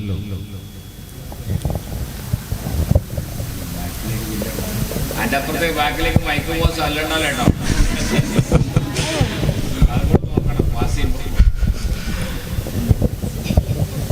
സർ, നമ്മൾ പാരൻസ് മീറ്റിങ്ങിൽ എപ്പോഴും കേൾക്കുന്ന ഒരു സംഭവമാണ്, പാരൻസ് പറയണത് നമ്മളോട് ഒരു അക്ഷരം ഞങ്ങൾ പറഞ്ഞാൽ കേൾക്കണില്ല, പെൺകുട്ടിയും കേൾക്കണില്ല, ആൺകുട്ടികളും കേൾക്കണില്ല. അപ്പോൾ നിങ്ങൾ പറഞ്ഞു കൊടുക്കുന്നതാണ് ഞങ്ങളോട് പാരൻസ് പറയുന്നത്. നമ്മൾ എന്ത് പറഞ്ഞു കൊടുക്കും? അവിടെ ഏത് വിഷയത്തിലാണ് പ്രതിസന്ധി ഉള്ളത്? എല്ലാ കാര്യങ്ങളും, പുസ്തകം, ബാഗ്, ടൈം ടേബിളും കൂടി നോക്കണില്ല എന്നാണ് ചില പാരൻസ് പറയുന്നത്. അപ്പോൾ കുട്ടീന് എല്ലാ ബുക്കും ആയി തന്നെ ഉണ്ട്. ഇവിടെ നിങ്ങൾ വേണം പറഞ്ഞു കൊടുക്കാനാണ്. ഭാഷയിൽ നമ്മളൊന്നും മാറ്റുക. ഒന്നാമത് ഉദാഹരണത്തിന് ഞാൻ ടീച്ചറോട് ചോദിക്കുന്നു, ഏത് വിഷയത്തിലാണ് നമുക്ക് പ്രയാസം? അപ്പം നമ്മളെ ആൻസർ എന്താണ് ശ്രദ്ധിച്ചോ? എന്താ എല്ലാ വിഷയത്തിലും അങ്ങനെ ഒരു വിഷയം ഉണ്ടാവും. ഇത് ഒരു തിരുത്തുന്ന ഒരു മേഖലയാണ്. ഞാനൊരു ഷുവർ അല്ല, ബ്ലെയിമിങ് അല്ല, ഞാനിപ്പോ പറഞ്ഞത് ലാംഗ്വേജ് ആണ്. ലാംഗ്വേജ് ചേഞ്ചിങ്ങിന്റെ ഒരു മോഡൽ പറഞ്ഞു. ഞാനൊരു സംഭവം കൂടെ പറയാം. ഒരു ഇതുപോലെ ഉള്ള ഒരു സ്കൂളിലെ ഒരു സെഷൻ നടക്കണം. പാരന്റിങ് ആണ്. പാരന്റിങ്ങിലും ഞാൻ പറഞ്ഞു ഓപ്പണായിട്ട് ചോദിക്കാം. അപ്പോൾ ഒരു പാരന്റ് ചോദിച്ചു കുട്ടികളെ വാശി മാറാൻ എന്താ ചെയ്യേണ്ടത്? ഞാൻ പറഞ്ഞു കുട്ടികളെ വാശി മാറ്റണ്ട, നമ്മുടെ കുട്ടിയുടെ വാശി ഉണ്ടെങ്കിൽ മാറ്റി. ഇതുണ്ടോ? ആ ഉണ്ട്. എന്താണ്, എവിടെയാണ് വാശിയുള്ളത്? അപ്പോൾ എല്ലാറ്റിനും വാശി. അപ്പം ഞാൻ പറഞ്ഞു, രണ്ടാമത് ചോദിച്ചു എന്തിനൊക്കെയാണ് വാശി? അപ്പോഴും എല്ലാറ്റിനും തന്നെ. മൂന്നാമത് ഞാൻ പറഞ്ഞു എനിക്ക് ഈ എല്ലാറ്റിനും എന്ന് പറയുന്ന സാധനം അറിഞ്ഞുകൂടാ, അതുകൊണ്ട് നിങ്ങളുള്ള ഏതെങ്കിലും ഒരു സംഭവം എടുക്കാൻ പറഞ്ഞു. അപ്പോൾ ഒന്ന് പറഞ്ഞു, പറയുമ്പോൾ തന്നെ അത് പൊട്ടി. രണ്ടാമത് പറഞ്ഞു, അതും പൊട്ടി. അവസാനം മൂന്നാമത് പറഞ്ഞു, അത് മിനിയാന്ന് ഞാൻ പിന്നെ ഒരു ചെരുപ്പ് കൊണ്ടുവന്നു ഗൾഫിൽ നിന്ന് വരുമ്പോൾ. അങ്ങനെ ഇവനത് കൊടുത്തപ്പോൾ അവനത് ചവിട്ടിയില്ല. ഞാൻ ചോദിച്ചു എന്ത് പറഞ്ഞു? അത് ഹൈറ്റുള്ള ചെരുപ്പാണ്, ഈ മടമ്പിന് ഹൈറ്റ് കൂടുതലുള്ള ചെരുപ്പ്, വലിയ വിലയുള്ള ചെരുപ്പാണ്. പക്ഷെ അവനത് ഇഷ്ടമല്ല. അപ്പോൾ ഞാനത് ചവിട്ടാൻ പറഞ്ഞപ്പോൾ അവനത് ചവിട്ടാതെ പഴയ ചെറുപ്പനെ ചവിട്ടിയിട്ട് പോയി എന്ന് പറഞ്ഞു. അപ്പം ഞാൻ അയാളെ മുഖത്ത് നോക്കിയിട്ട് ചിരിച്ചു. എല്ലാവരും ചിരിച്ചു. എന്താ ചിരിച്ചത്? ആർക്കാ വാശി? പാരന്റിനാണ് വാശി. എല്ലാറ്റിനുമാണ് വാശി. അവസാനം വാശിയുള്ളൊരു സംഭവമാണ് അതിൽ പാരന്റിനാണ് വാശി. ഈ ലാംഗ്വേജ് മാറുമ്പോൾ കുറേ റൂട്ടുകൾ മാറും. ഇനി ഞാൻ ആൻസർ പറയട്ടെ. ഇതിൽ നമ്മൾ ഉപയോഗിക്കേണ്ട അപ്ഡേറ്റഡ് ആയിട്ടുള്ള ഇൻസ്റ്റിറ്റ്യൂഷണൽ എലമെന്റ്സ്, വിദ്യാഭ്യാസ സ്ഥാപനങ്ങളിലെ സംവിധാനം, അതിൽ വരേണ്ടത് പാരന്റൽ ഇൻവോൾവ്മെന്റ് ആണ്. ട്രഡീഷണൽ പാരന്റ്സ് മീറ്റിംഗ് ഉണ്ടാകാനേ പാടില്ല എന്നാണ് എൻ്റെ റിക്വസ്റ്റ്. പാരന്റ്സ് മീറ്റിന്റെ സ്വഭാവം എന്താ? എപ്പോഴാ പാരന്റ്സ് മീറ്റിംഗ്? പരീക്ഷ കഴിഞ്ഞ് റിസൾട്ട് വന്ന് പ്രോഗ്രസ് കാർഡ് വിതരണം ചെയ്യുമ്പോൾ. എന്തിനാ മീറ്റിംഗ്? ഇതാ കുട്ടികൾക്ക് കുറെ കുറവുകളുണ്ട്, ഇവിടെ നിന്ന് അങ്ങോട്ട് ശ്രദ്ധിക്കണം, കാലഘട്ടം ദുഷിച്ചിരിക്കുന്നു, ഈ അനൗൺസ്മെന്റിനാണ്. ഇങ്ങനെ ഒരു പാരന്റ്സ് മീറ്റിംഗ് നടക്കാൻ പാടില്ല. പാരന്റ്സ് മീറ്റിംഗ് എന്താണെന്ന് ഞാൻ ശേഷം പറയാം. ശരിക്കും ഈ സ്ഥാനത്ത് നടക്കേണ്ടത് പാരന്റൽ ഇൻവോൾവ്മെന്റ് ആണ്. എങ്ങനെ പാരന്റൽ ഇൻവോൾവ്മെന്റ് നടക്കേണ്ടത്? നമ്മൾ IDR രേഖപ്പെടുത്തുമ്പോൾ സ്വാഭാവികമായും നമുക്ക് എന്ത് കിട്ടി? ഓരോ കുട്ടിയുടെയും പിക്ചർ കിട്ടി. ഈ ഓരോ കുട്ടിയുടെയും ഗ്രാഫ്, ഇത്ര ക്ലാസ്സിൽ പങ്കെടുത്തു, ഇത്ര പാഠങ്ങൾ പഠിച്ചു. ഓരോ പാഠത്തിലും എക്സാം നടക്കുന്നില്ലേ? ഓരോ പാഠത്തിലും ഇനി മുതൽ എക്സാം നടക്കുന്നു. പക്ഷെ എക്സാം ഭാരമാവോ? ഇല്ല. കുട്ടി പഠിച്ചു വരണോ? വേണ്ട. ദയവായി നീ കഷ്ടപ്പെട്ട് പഠിക്കണ്ട, ടീച്ച് യു, ഞാൻ പഠിപ്പിച്ചു തരാം, നീ പ്രയാസപ്പെടണ്ട. ഇതാണ് ടീച്ചറുടെ മെസ്സേജ്. ടീച്ചറുടെ സന്ദേശം എന്താണ്? നീ കഷ്ടപ്പെട്ട് പഠിക്കൊന്നും ചെയ്യണ്ട, ഞാൻ പഠിപ്പിച്ചു തന്നു. ഇതാണ് ടീച്ചറുടെ മെസ്സേജ്. ഈ ടൈപ്പിൽ ഒരു ദിവസം പഠിപ്പിച്ച പാഠം പിറ്റേ ദിവസം റിപ്പീറ്റ് ചെയ്യാൻ അത്ര സമയം എടുക്കുമോ? ഇല്ല. അപ്പൊ ഇങ്ങനെ പോകുന്ന ഒരു ടീച്ചർക്ക് അറിയാം എൻ്റെ ഈ കുട്ടി എന്തൊക്കെ പഠിച്ചിട്ടുണ്ട്. ഇത് പാരന്റ്സിന് ഷെയർ ചെയ്യും. എന്നിട്ട് പാരന്റ്സിനോട് പറയുന്നത് എന്താണ്? പാരന്റിനോട് പറയുന്നത് ഇതാ, നിങ്ങൾക്ക് കുട്ടിയുടെ പഠനത്തിലോ സ്വഭാവത്തിലോ ഏതെങ്കിലും വിഷയത്തിൽ പ്രയാസം തോന്നുന്നുണ്ടെങ്കിൽ നിങ്ങൾ എന്നെ അറിയിച്ചാൽ മതി. എന്താ, ക്ലാസ്സിൽ ചൂരൽ 2 ഉണ്ടെന്നാണോ? അല്ല, ഒരു ചൂരലും ആവശ്യമില്ല, കുട്ടിയെ ഞാൻ നോക്കിക്കോളാം. ഇതാണ് നമ്മുടെ ലാംഗ്വേജ്, ഇതാണ് നമ്മുടെ അപ്രോച്ച്. ഇങ്ങനെ അപ്രോച്ചിൽ വരുന്ന സമയത്ത് പാരന്റ് പറയുന്നു ഞാൻ പറയുന്നത് അനുസരിക്കുന്നില്ല. ഇങ്ങനെ കുറേ രക്ഷിതാക്കൾ പറയും. അപ്പൊ നമ്മൾ എന്ത് ചെയ്യുമെന്നറിയോ? പാരന്റ്സിന് ഒരു ഓൺലൈൻ സെഷൻ ഉണ്ട്. ഈ ഓൺലൈൻ സെഷനിൽ പാരന്റ്സ് മീറ്റ് നടത്തും. എങ്ങനെ? പാരന്റിങ് ഒരു കോഴ്സായിട്ട് നടത്തും. ഞാനിത് പറയുമ്പോൾ ചെറിയ അവ്യക്തതകൾ ഉണ്ടാകും, നിങ്ങൾ തുറന്ന് ചോദിക്കണം. അതിൽ ഫസ്റ്റിൽ കുറച്ച് മോഡലുകൾ ഞാൻ നടത്തി കാണിച്ചു തരും. നിങ്ങളൊക്കെ കാണും ഞാൻ നടത്തുന്നത് എങ്ങനെയാണ് പാരന്റ്സിനെ അഡ്രസ്സ് ചെയ്യുന്നത്. ഏകദേശ ഇഷ്യൂസുകളൊക്കെ കവർ ചെയ്യുന്നത് നിങ്ങൾക്കറിയാം, നിങ്ങൾ മനസ്സിലാക്കുക. അങ്ങനെ മനസ്സിലാക്കുമ്പോൾ നമ്മൾ പാരന്റിങ് പഠിക്കും. ടീച്ചേഴ്സ് ആണെങ്കിലും പലപ്പോഴും അവരവരുടെ മക്കളെ വിഷയത്തിൽ നമ്മൾ പറയുന്നത് പോലെ നമ്മളെ മക്കളെ അനുസരിക്കുന്നവർ എത്ര പേരുണ്ട് എന്ന് ഞാൻ ചോദിക്കുന്നൊന്നുമില്ല. പലയിടത്തും ചോദിച്ചാൽ പ്രയാസപ്പെടും. നമ്മുടെ മക്കൾ നമ്മൾ പറയുന്നത് പോലെ, നമ്മൾ ഉദ്ദേശിക്കുന്നത് പോലെ, നമ്മുടെ വളർത്തലിനനുസരിച്ച് വളരുന്ന എത്ര ടീച്ചേഴ്സിന് അങ്ങനെ പാരന്റിങ് അറിയാം? എൻ്റെ കുട്ടി എൻ്റെ ലക്ഷ്യത്തിനനുസരിച്ച് അല്ലെങ്കിൽ ഒരു കുട്ടിയിൽ ഉണ്ടാകേണ്ട വളർച്ചകളെല്ലാം കവർ ചെയ്ത് വളരെ ഹാപ്പിയായിട്ട് സന്തോഷവാനായി സന്തോഷവതിയായി വളർന്നു വരുന്ന അങ്ങ് ആ മക്കൾ പറഞ്ഞു. അപ്പൊ നമ്മൾ പഠിച്ചു, നമ്മൾ പഠിപ്പിക്കാനും കൂടെ പഠിച്ചു. ഇനി നമ്മൾ പാരന്റിങ് നടത്തും. എങ്ങനെ? ഒരു 1-2 ആഴ്ചയിൽ ഓൺലൈനിൽ ഒരു മണിക്കൂർ. ഈ 1 മണിക്കൂറിൽ ക്ലാസ് എടുക്കലാണോ? അല്ല, ഒരു 10-15 മിനിറ്റ് ക്ലാസ് എടുക്കും. കൃത്യമായ എണ്ണിച്ചുട്ട വാക്കുകൾ എന്നാണ് നമ്മുടെ പ്രയോഗം. വളരെ കൃത്യതയുള്ള ഏതാനും വിഷയങ്ങൾ. അത് പറഞ്ഞതിന് ശേഷം പാരൻസിന് എന്തും ചോദിക്കാം. അവർ ചോദിക്കുന്നു, നമ്മൾ ആൻസർ ചെയ്യുന്നു. ഈ ആൻസർ ചെയ്ത് അവിടെ അവസാനിക്കുമോ? ഇല്ല. ഇനി ഈ വിഷയത്തിൽ പുരോഗതി ഉണ്ടെങ്കിൽ അത് പറയാം, ഇല്ലെങ്കിൽ അത് പറയാം. ഇങ്ങനെ പാരൻസിനെ പാരന്റിങ് പഠിപ്പിച്ചു കൊണ്ടുവരും ആര്? നാം. അപ്പം നമ്മൾ ആര് കൂടിയാണ്? ഒരു ഫാമിലി മെന്റർ കൂടിയാണ്. എന്നാൽ അതിൻ്റെ പേരിൽ പ്രയാസം ഉണ്ടാവോ? വളരെ ജോയ്ഫുൾ ആയിട്ടുള്ളൊരു ആക്ടിവിറ്റി ആയിരിക്കും. എപ്പോഴെപ്പോഴും ചെയ്യണോ? വേണ്ട. ഒരു മാസത്തിൽ 1 തവണ 2 തവണയൊക്കെ ചെയ്യുമ്പോൾ തന്നെ അടിപൊളിയായിട്ട് കാര്യങ്ങൾ പോകും. പാരൻസ് പങ്കെടുക്കാതിരിക്കുമോ? ഇല്ല. കാരണം അവരുടെ ഒരു ആശ്വാസമാണ്. അവരുടെ ഉള്ളിലെ വേദനകളെല്ലാം വെന്റിലേറ്റ് ചെയ്ത് കളയാനുള്ള ഒരു വലിയ ആശ്വാസമാണ്. ഇങ്ങനെയാണ് പാരന്റൽ ഇൻവോൾവ്മെന്റ്. എന്നാൽ ഇതിന് പ്രയാസം ഉണ്ടാവോ പാരന്റിന്? ഇല്ല. അവരുടെയും പണി കുറയാണ് ചെയ്യുക.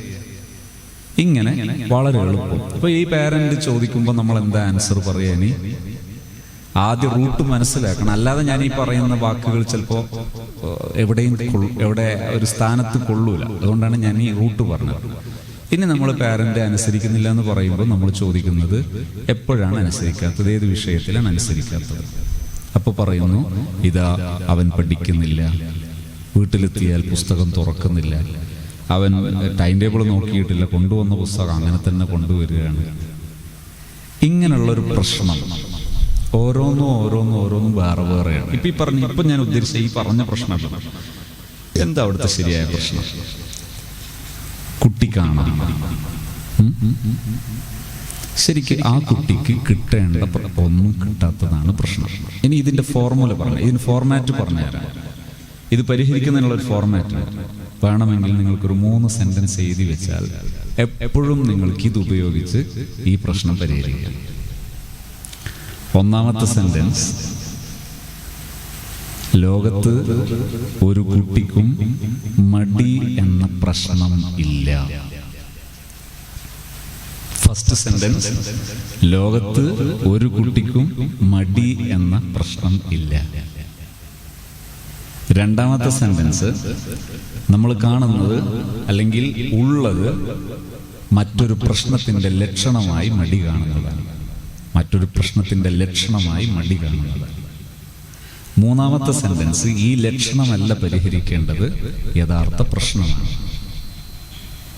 ഈ 3 സെന്റൻസ് എഴുതിയിട്ട് നിങ്ങളൊരു 3, 4, 5, 7 തവണ വായിച്ചു നോക്കിയാൽ ഉടനെ നിങ്ങൾക്ക് കുട്ടിയുടെ പ്രശ്നത്തിലേക്ക്, പരിഹാരത്തിലേക്ക് കടക്കാൻ പറ്റും. ഒന്ന്, ലോകത്തൊരു കുട്ടിക്കും മടി എന്ന പ്രശ്നമില്ല. ഉള്ള മറ്റൊരു പ്രശ്നത്തിന്റെ ലക്ഷണമായി മടി കാണുന്നതാണ്. പ്രശ്നത്തെ പരിഹരിക്കേണ്ടതുള്ളൂ, ലക്ഷണത്തെ പരിഹരിക്കേണ്ടതില്ല. ഈ 3 സെന്റൻസ് എഴുതി വെച്ചാൽ, അത് നന്നായി ഒന്ന് ഹോംവർക്ക് ചെയ്താൽ നിങ്ങൾക്ക് ഈ പ്രശ്നം തീർക്കാം. അപ്പൊ ഈ കുട്ടി എന്തുകൊണ്ടായിരിക്കും ഈ പുസ്തകം തൊടാത്തത്? ഞാനൊരു സാമ്പിൾ പറയാം, എൻ്റെ ഒരു എക്സ്പീരിയൻസ് പറയാം. ഒരു ദിവസം ഹാപ്പി സോണിൽ ഒരു പാരന്റ്, രക്ഷിതാവ് മകളെ കൊണ്ടുവന്നു, 9ാം ക്ലാസ്സുകാരിയായ മോള്. ഈ മോളെ പ്രശ്നം എന്താ? എല്ലാറ്റിനും മടി. അപ്പം ഞാനിങ്ങനെ ചോദിച്ചു, എന്തിന് എല്ലാറ്റിനും? അവസാനം ഇതിങ്ങനെ ഫിൽട്ടർ ചെയ്ത് എവിടെ എത്തി? വായിക്കാൻ മടി എന്നിടത്ത് എത്തിത്തീർന്നു ലാസ്റ്റ്. അപ്പോഴത്തേക്ക് കുറേ വാഗ്വാദങ്ങളൊക്കെ നടക്കൂട്ടോ. ഇതൊക്കെ കഴിഞ്ഞ് ലാസ്റ്റ് വായിക്കാൻ മടി എന്നുള്ളത് എത്തിയപ്പോൾ ഞാൻ ഇയാളെ കൂട്ടിയിട്ട് എൻ്റെ ഹാപ്പി സോണിലെ ട്രെയിനേഴ്സിൻ്റെ ഒരു സെഷൻ ഉണ്ട്, ആ ഒരു ഇതിലേക്ക് പോയി. അവിടെ ഇരുന്നിട്ട് ഞങ്ങൾ 3 ആളും ഒരേ ദിശയിലേക്ക് ഇരിക്കുന്നു. എൻ്റെ ലാപ്ടോപ്പ് ഓൺ ചെയ്ത് പ്രൊജക്ടർ കണക്ട് ചെയ്തിട്ട്, അന്ന് പ്രൊജക്ടർ, ഇപ്പോൾ പ്രൊജക്ടറൊന്നും ആവശ്യമില്ലല്ലോ, ഇഷ്ടംപോലെ ഡിവൈസുകളൊക്കെ വളരെ അപ്ഡേറ്റഡ് ആയി. അപ്പോൾ പ്രൊജക്ടറിൽ ഇത് ചെയ്തു. ഒരു മലയാളത്തിലുള്ളൊരു കഥ ഇട്ടു. ഈ കഥ ഞങ്ങൾ 3 ആളും ഒന്നിച്ച് ഒരേ ദിശയിലിരിക്കുന്നു, ചുവരിൽ കഥ ഉണ്ട്. ഈ പാരന്റിനോട് ഞാൻ പറഞ്ഞു, ജസ്റ്റ് നിങ്ങളൊന്ന് വായിക്കാൻ പറഞ്ഞു, ഉറക്കെ വായിക്കാൻ പറഞ്ഞു. പാരന്റ് അത് വായിച്ചു. കുട്ടിയും ഞാനും കേൾക്കുന്നു, പാരന്റ് വായിക്കുന്നു. ശേഷം ഞാൻ ഈ മകളോട് പറഞ്ഞു, മോളെ നീ വായിക്കാൻ പറഞ്ഞു. മോള് വായിക്കാൻ ശ്രമിക്കുന്നു, കഴിയുന്നില്ല. അപ്പം ഞാൻ മോളെ മുഖത്തേക്ക് നോക്കി. മോള് അതിൽ നോക്കുന്നുണ്ട്, പക്ഷേ കുട്ടിക്ക് അത് എന്ത് ചെയ്യാൻ കഴിയുന്നില്ല, അച്ചീവ് ചെയ്യാൻ കഴിയുന്നില്ല. ഞാൻ മോളോട് പറഞ്ഞു, ഒന്ന് മുമ്പോട്ട് നടന്നു നോക്കാൻ പറഞ്ഞു. അപ്പൊ ചുവരിന്റെ അടുത്തേക്ക് നടന്നപ്പോൾ കുട്ടി വായിക്കാൻ തുടങ്ങി. കുറച്ചുകൂടി അടുത്തെത്തിയപ്പോൾ മുഴുവനായി ഭംഗിയായി വായിച്ചു. എന്തായിരിക്കും പ്രശ്നം? കുട്ടിക്ക് കാഴ്ചക്ക് പ്രയാസം ഉണ്ടായിരുന്നു. ഞാൻ പറഞ്ഞു, അടുത്ത ദിവസം തന്നെ ഉടനെ നിങ്ങൾ ഡോക്ടറെ കാണിച്ചു. ഡോക്ടറെ കാണിച്ചു. ഒരു കുറഞ്ഞ ദിവസത്തിനിടയിൽ കണ്ണട വെച്ച് കുട്ടിയെ കൊണ്ട് ഈ രക്ഷിതാവ് വന്നു. എല്ലാം അടിയും മാറി. ഈ രക്ഷിതാവ് എന്നോട് പറഞ്ഞിരുന്നു, ഉസ്താദേ നിങ്ങൾ പറയുന്നതല്ല ശരി, ഞാൻ ഒരുപാട് തല്ലി നോക്കി, ഒരുപാട് കുടുംബ സദസ്സിലും പബ്ലിക്കിലൊക്കെ ചിലപ്പോൾ ഞാൻ എൻ്റെ മോളെ തല്ലിയിട്ടുണ്ട്, ഒരുപാട് അപമാനിച്ചിട്ടുണ്ട്. ഇതൊക്കെ കഴിഞ്ഞിരിക്കുന്ന സമയത്ത് ഞാൻ ഇയാളോട് ചോദിച്ചു, നമ്മൾ തല്ലിയതൊക്കെ ഇനി എന്ത് ചെയ്യുമെന്ന് ചോദിച്ചു. അയാളെ കണ്ണെന്ന് ഇങ്ങനെ വലിച്ചു കുപ്പായത്തിൽ ഇറങ്ങുന്നു. ഈ മോളെത്ര അനുഭവിച്ചിട്ടുണ്ടാകും. ഈ കുട്ടി പുസ്തകം എടുക്കുന്നില്ല എന്ന് പറയുമ്പോൾ നമ്മുടെ രോഷം, നമ്മുടെ അജ്ഞതയാണ്. ഒരു കുട്ടിക്കും അങ്ങനെ പുസ്തകം എടുക്കാത്തൊരു കുട്ടിയാകാൻ ഇഷ്ടമില്ല. ആ കുട്ടിക്ക് എവിടെയോ ഒരു പ്രയാസമുണ്ട്. അത് കണ്ടെത്താൻ നമ്മൾ തുനിയണം. നമുക്ക് കഴിയും. നമ്മുടെ മനസ്സ് ക്ലിയർ ആക്കിയാൽ നമുക്ക് കഴിയും. ഇപ്പൊ എല്ലാറ്റിനും മടിയെന്ന് പറയുമ്പോൾ തന്നെ വെട്ടണം. അത് ഐഡന്റിഫൈ ചെയ്യും. എന്തിനൊക്കെയാണ് മടി, ഓരോന്ന് ചെയ്താൽ മനസ്സിലാവും എവിടെയൊക്കെയാണ് മടി. ആ പ്രയാസമുള്ള ഏരിയ നോക്കുമ്പോൾ തന്നെ ഏറെത്തുറെ ഒരു ഇൻസൈറ്റ് ഉള്ള ഒരു ടീച്ചർക്ക് മനസ്സിലാകും ഇവൻ എവിടെയായിരിക്കും പ്രയാസം ഉണ്ടാകുക. ഒബ്സർവ് ചെയ്യണം, ജസ്റ്റ് സെർച്ച് ചെയ്യണം, എവിടെയാണ് ഈ കുട്ടിക്ക് പ്രയാസം നേരിടുന്നത്, ശരിയായ പ്രശ്നം എന്താണ്. ഇത് ലക്ഷണമാണല്ലോ, ഈ ലക്ഷണത്തിന്റെ ശരിയായ. ഇപ്പൊ ഉദാഹരണത്തിന്, ഈ സദസ്സിലിരിക്കാൻ ഒരു ടീച്ചർക്ക് ഭയങ്കര മടിയാണെന്ന് സങ്കല്പിക്കുക. അതിന്റെ അർത്ഥം എന്താ? പല അർത്ഥങ്ങൾക്ക് സാധ്യതയുണ്ട്. അതിൽ ഒന്ന്, നേരത്തെ ഒരു ട്രെയിനിങ്ങിൽ ഇരുന്നിട്ട് ആകെ മടുപ്പിക്കൽസായിരുന്നു. അപ്പൊ സ്വാഭാവികമായിട്ട് ഇരിക്കുമ്പോൾ തന്നെ എന്തുണ്ടാകും, ഒരു പ്രയാസം ഉണ്ടാകും. അപ്പൊ പ്രശ്നം എന്താ? ഈ മടിയാണോ പ്രശ്നം? അല്ല, മറ്റൊരു പ്രശ്നമാണ്, അതിന്റെ ലക്ഷണമാണ് മടി. ഇങ്ങനെയാണ് എവിടെയും. ഇപ്പൊ വേറൊരു ടീച്ചർക്ക് ഭയങ്കരമായിട്ട് ഉറക്കം തൂക്കും. ഇന്നലെ തലവേദനയായിട്ട് ഉറങ്ങിയിട്ടില്ല, അപ്പൊ ഇന്ന് ഉറക്കം തൂക്കുന്നതാണ്. അപ്പൊ ഉറക്കം തൂങ്ങലാണോ പ്രശ്നം? അല്ല, പ്രശ്നം മറ്റൊന്നാണ്, അതിന്റെ ലക്ഷണമാണ് ഇവിടുത്തെ മടി. ഇങ്ങനെ എപ്പോഴും എളുപ്പമുള്ളൊരു ഫോർമുലയാണ് ഞാനിപ്പോ പറഞ്ഞ 3 സെന്റൻസ്. ഈ സെന്റൻസിനെ നല്ല ട്രാൻസ്പെറന്റ് ആയ മൈൻഡോടെ നിങ്ങൾ അഡ്രസ് ചെയ്താൽ പെട്ടെന്ന് പ്രശ്നം തീർക്കാൻ പറ്റും. അപ്പൊ ആ രക്ഷിതാവിന്റെ അടുത്ത് നമ്മൾ എന്ത് ചെയ്യുന്നു? ചോദിക്കുന്നു, എന്തിനൊക്കെയാണ് മടി, ഞാൻ തീർത്തു തരാം, നിങ്ങൾ പറയൂ. അങ്ങനെ അവരോട് നിങ്ങൾ ആദ്യം പഠിപ്പിക്കേണ്ടത്, ഞാൻ ഇന്ന് പറഞ്ഞ PR ഇല്ലേ, ഈ PR രക്ഷിതാക്കളോട് ഔചിത്യം അനുസരിച്ച് PR എന്നൊക്കെ പറയാം. രക്ഷിതാവിന്റെ ഔചിത്യത്തിനനുസരിച്ച് ലാംഗ്വേജ് എന്ത് ചെയ്യണം? ഷെഡ്യൂൾ ചെയ്യണം. നമ്മുടെ സന്ദർഭോചിതമായ ഭാഷയിലേക്ക് മാറണം. അങ്ങനെ ചെയ്യുകയാണെങ്കിൽ ഈ പാരന്റിനെ നല്ലൊരു കൾച്ചറിലേക്ക് കൊണ്ടുവരാം. ഞാനൊരു സാമ്പിൾ കൂടി പറയാം. കഴിഞ്ഞ ദിവസം കണ്ണൂരിൽ നിന്ന് നമ്മൾ തിരൂർ ഹാപ്പി സോണിലേക്ക് ഒരു ഫാമിലി വരും. എന്താ കേസ് എന്ന് പറഞ്ഞാൽ, അവിടെയുള്ള ഒരു ഇൻസ്റ്റിറ്റ്യൂട്ടിൽ നമ്മളൊരു ട്രെയിനിങ് നടന്നപ്പോൾ ഒരു കുട്ടിക്ക് ഈ PUBG, ഫ്രീ ഫയർ അതുപോലുള്ള ഗെയിം അഡിക്ഷൻ കൊണ്ട് പൊറുതി മുട്ടിയപ്പോൾ അവർ വിളിച്ചു. അപ്പൊ മുമ്പൊരിക്കലും വിളിച്ചപ്പോൾ നമ്മൾ ഓൺലൈനായിട്ട് അവർക്ക് ഫ്രീ ആയിട്ട് ഇത് കൊടുത്തു. റിസൾട്ട് ഉണ്ടായപ്പോൾ അവരൊരു ഫോളോ അപ്പും ചെയ്തില്ല. അപ്പൊ ഇപ്പോൾ ഉണ്ട് അതിന്റെ മൂർധന്യാവസ്ഥയിലെത്തിയിട്ട് വിളിക്കുന്നു. അങ്ങനെ വിളിച്ചപ്പോൾ നമ്മൾ ട്രെയിനർ അവർക്ക് ഇത് കൊടുത്തു, അപ്പോയിന്റ്മെന്റ് കൊടുത്തു. അവർ വന്നു, കുട്ടിയെ കേട്ടു, ഇവരൊക്കെ കേട്ടു. പാരൻസിന് അവരുടെ അപ്രോച്ച് പഠിപ്പിച്ചു കൊടുത്തു. ഈ PR-ന്റെ അവരുടെ മോഡൽ പഠിപ്പിച്ചു കൊടുത്തു. അങ്ങനെ അതിന് കൃത്യമായ മെത്തേഡ് ഉണ്ട്. അതിന് ഇൻഡെക്സ് സ്ഥാപിക്കണം, ഒബ്സർവേഷൻസ് കൃത്യമായി ചെയ്യണം. അങ്ങനെ കുറച്ച് സ്റ്റെപ്പുകളുണ്ട്.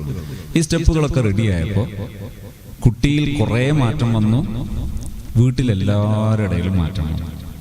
അതിൽ മൂത്ത മകള് ഫാർമസിസ്റ്റാണ്, അല്ലെങ്കിൽ പിന്നെ B.Pharm പഠിക്കുകയാണ്, രണ്ടാലും ഒന്നാണ്. അപ്പോൾ ഈ മകള് പറഞ്ഞു, അടുത്ത ഇതിന് വരുമ്പോൾ, സിറ്റിങ്ങിന് വരുമ്പോൾ എനിക്ക് എന്തായാലും വരണമെന്ന് പറഞ്ഞു. അപ്പോൾ മോള് പറഞ്ഞു, ഞാനൊരു നന്ദി പറയാൻ വന്നതാണ്. ഇത്ര കൊല്ലമായിട്ട് എനിക്ക് ജീവിതത്തിൽ ഒരു സന്തോഷം എൻ്റെ വീട്ടിൽ ഫീൽ ചെയ്തിട്ടില്ല. ആദ്യമായിട്ടാണ് വീട്ടിലൊരു ഹാപ്പിനെസ് ഫീൽ ചെയ്തത്. മൂത്തൊരു മോനുണ്ട്, മുതിർന്ന മോന്, അത്യാവശ്യം 20 വയസ്സിൻ്റെ മേലെ പ്രായമുണ്ടാവും.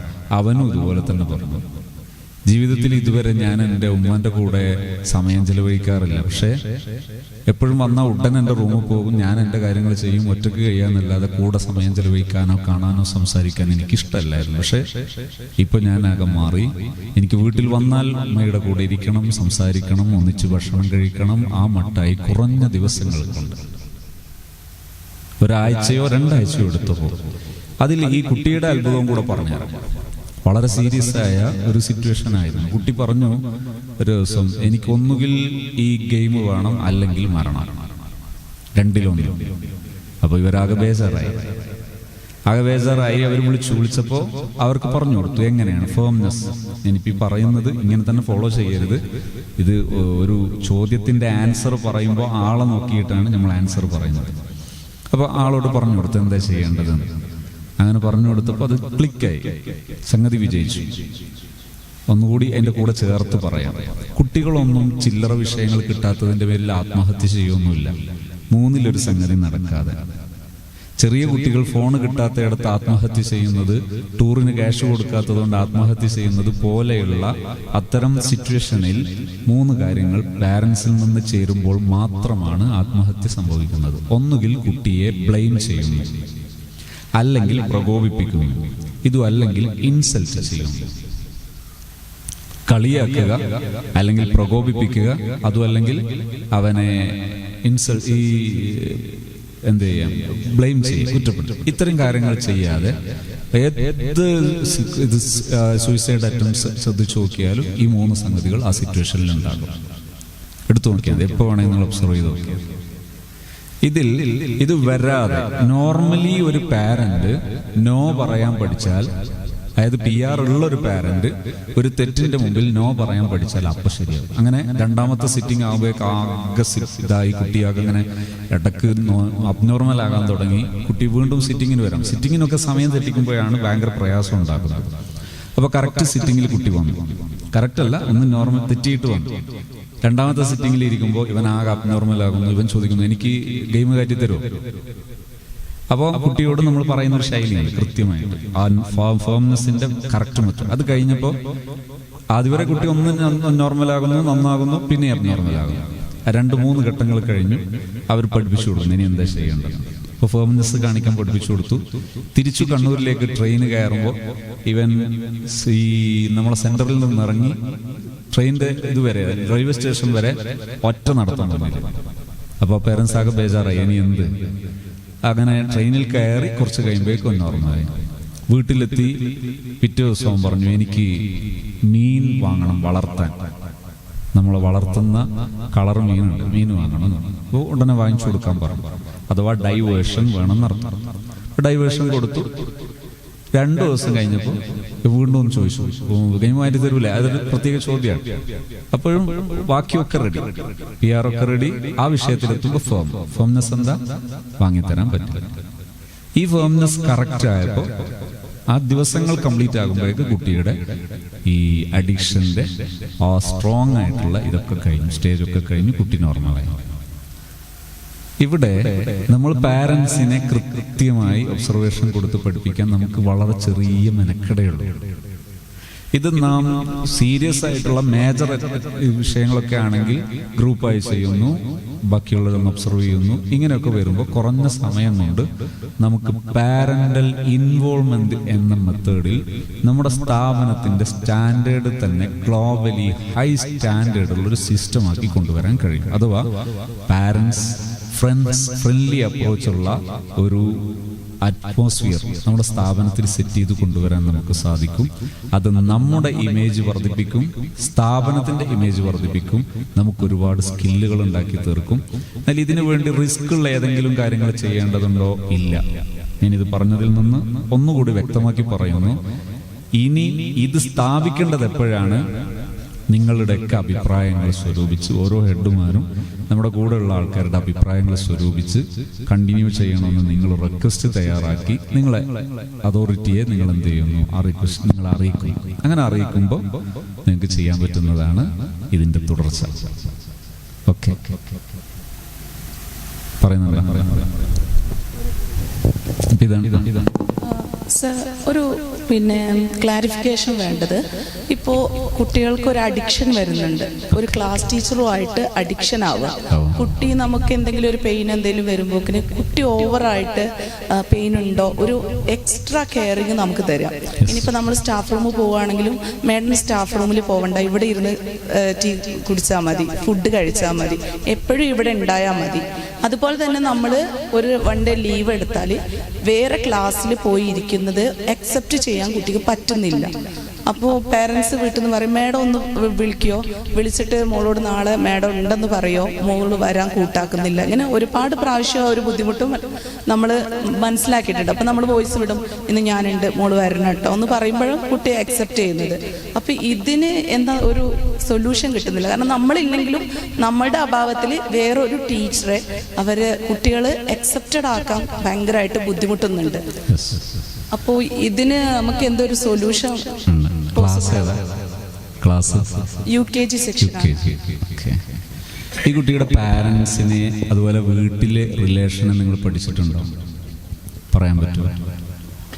ഒരു കുട്ടി മാത്രമല്ല, എൻ്റെ ക്ലാസ്സിലെ മാറ്റർ നോക്കുകയാണെങ്കിൽ എല്ലാ കുട്ടികളും ഈ ഒരു കാര്യത്തിലാണ്. ഒരു ദിവസം എനിക്ക് ലെഗ് പെയിൻ ആയിരുന്നു, കരയുക, എല്ലാവരും കൂടെ ഓവറായിട്ട് സങ്കടമായിട്ട്. എനിക്ക് വേദനൻ്റെ കരച്ചിൽ ഇരിക്കുകയുള്ളൂ, ബാക്കിയുള്ളത് മൊത്തം വേദന എനിക്കും കരച്ചിൽ അവിടെയായിരുന്നു. അപ്പോൾ ഞാൻ പ്രാർത്ഥിച്ചു. മദ്രസയിൽ പോയപ്പോൾ ഞാൻ അവിടുന്ന് പ്രാർത്ഥിച്ചു, കാല് സുഖാവട്ടെ എന്ന് പറഞ്ഞു. ഇനി കാല് സുഖമായില്ലെങ്കിൽ മേഡം വന്നില്ലല്ലോ എന്ന് വെച്ചിട്ടാണ് ഇങ്ങനെ ഓവറായിട്ട് കുട്ടി നമ്മുടെ കാര്യത്തിൽ ഓവറായിട്ട് ഫീൽ ആവുകയാണ്. നമ്മൾ പറഞ്ഞ എല്ലാം ഓക്കെയാണ്, കുട്ടിയായിട്ട് അറ്റാച്ച്ഡ് ഉണ്ട്, പിന്നെ നമ്മൾ ഇണക്കമുണ്ട് പിണക്കമുണ്ട്, എല്ലാതും ഓക്കെയാണ്. ഞാൻ നോർമലി വരുന്ന വണ്ടി അവിടെ നിർത്തുന്നവർ കാണും, ഒബ്സർവ് ചെയ്യാൻ പറ്റുന്നൊരു ഏരിയയിലാണ്. താഴെ ഞാൻ അവിടെ എത്തുമ്പോൾ എല്ലാം കൂടെ താഴെ എത്തും, എന്നിട്ട് അവിടെ കൈ തന്നിട്ട് അങ്ങോട്ട് വലിച്ചു കൊണ്ടുപോകും. നമ്മൾ അവരോട് താഴ്ന്നൊരു ഹായ് പറയുന്നതിന് മുമ്പ് എല്ലാവരും താഴെ ഉണ്ടാവും. അപ്പോൾ ക്ലാസ്സൊക്കെ ഓക്കെയാണ്, സ്റ്റഡീസ് ഓക്കെയാണ്, വികൃതി പിന്നെ നോർമലി എല്ലായിടത്തും ഉണ്ടാവുമല്ലോ. അത് നമ്മൾ ആ മിണ്ടൂലട്ടോ എന്ന് പറയുമ്പോൾ മിണ്ടോ എന്ന് ചോദിച്ചിട്ട് വരും, അങ്ങനെ അത് ക്ലിയർ ആവും. പക്ഷെ ഈ ഒരു കാര്യത്തിലാണ് ഞാൻ ഭയങ്കരമായിട്ട് പാരൻസിൻ്റെ അടുത്ത് നിന്ന് മെസ്സേജ് വരുന്നത്, മേഡം നാളെ ഉണ്ടോ? ഇന്നില്ല, ഷഫിൾ ചെയ്തിട്ട് വേറെ ക്ലാസ്സിലേക്ക് കുട്ടികളെ മാറ്റി, പക്ഷെ അവർക്ക് അക്സെപ്റ്റ് ആവുന്നില്ല, ഞങ്ങൾ മേഡം ഇല്ലെങ്കിൽ ഞങ്ങൾ വരൂല, ഇങ്ങനെയാണ് അവർ പറയുന്നത്. പേരൻസും ഇതാണ്. അപ്പം മേഡം എന്താ ചെയ്യണത്? ഇങ്ങനെ മേഡം ഒന്ന് ഉണ്ടെന്ന് പറയോ, മോള് കരച്ചിലാണ്, ബസ്സിൽ കയറാൻ കൂട്ടാക്കുന്നില്ല എന്നൊക്കെ പറയുമ്പോൾ ഉണ്ട് കേട്ടോ, വരണം കേട്ടോ. ഇനിയിപ്പം ഞാൻ ഈ ഒരു പ്രോബ്ലം ചോദിക്കാൻ കാരണം വരുന്ന ഡേയ്സിൽ ഒരു 2 ഡേയ്സ് ഞാൻ ലീവ് പറഞ്ഞിട്ട് ആകെ കൺഫ്യൂസ്ഡ് ആകും ആ ഒരു ടൈമിൽ. ഇതാണ് അക്സെപ്റ്റ് ആവുന്നില്ല. അപ്പം നോർമലി ഞാൻ യെസ്റ്റർഡേ അവരോട് പറഞ്ഞു ഞാൻ 2 ദിവസത്തിന് പോയിട്ട് വരും, അങ്ങനെ പറഞ്ഞ് കുട്ടികളെ ഒന്ന് കൂളാക്കിയിട്ടുണ്ട്. അപ്പോഴും പിന്നെ ഈവനിങ് മേഡം പോയാൽ വരുമോ, അതോ ഇനി വരൂലേ, പുതിയ ടീച്ചറാവോ? ഓൾറെഡി ഞാൻ ഈ 3 മാസം ആയിട്ടുള്ളൂ വന്നിട്ട്.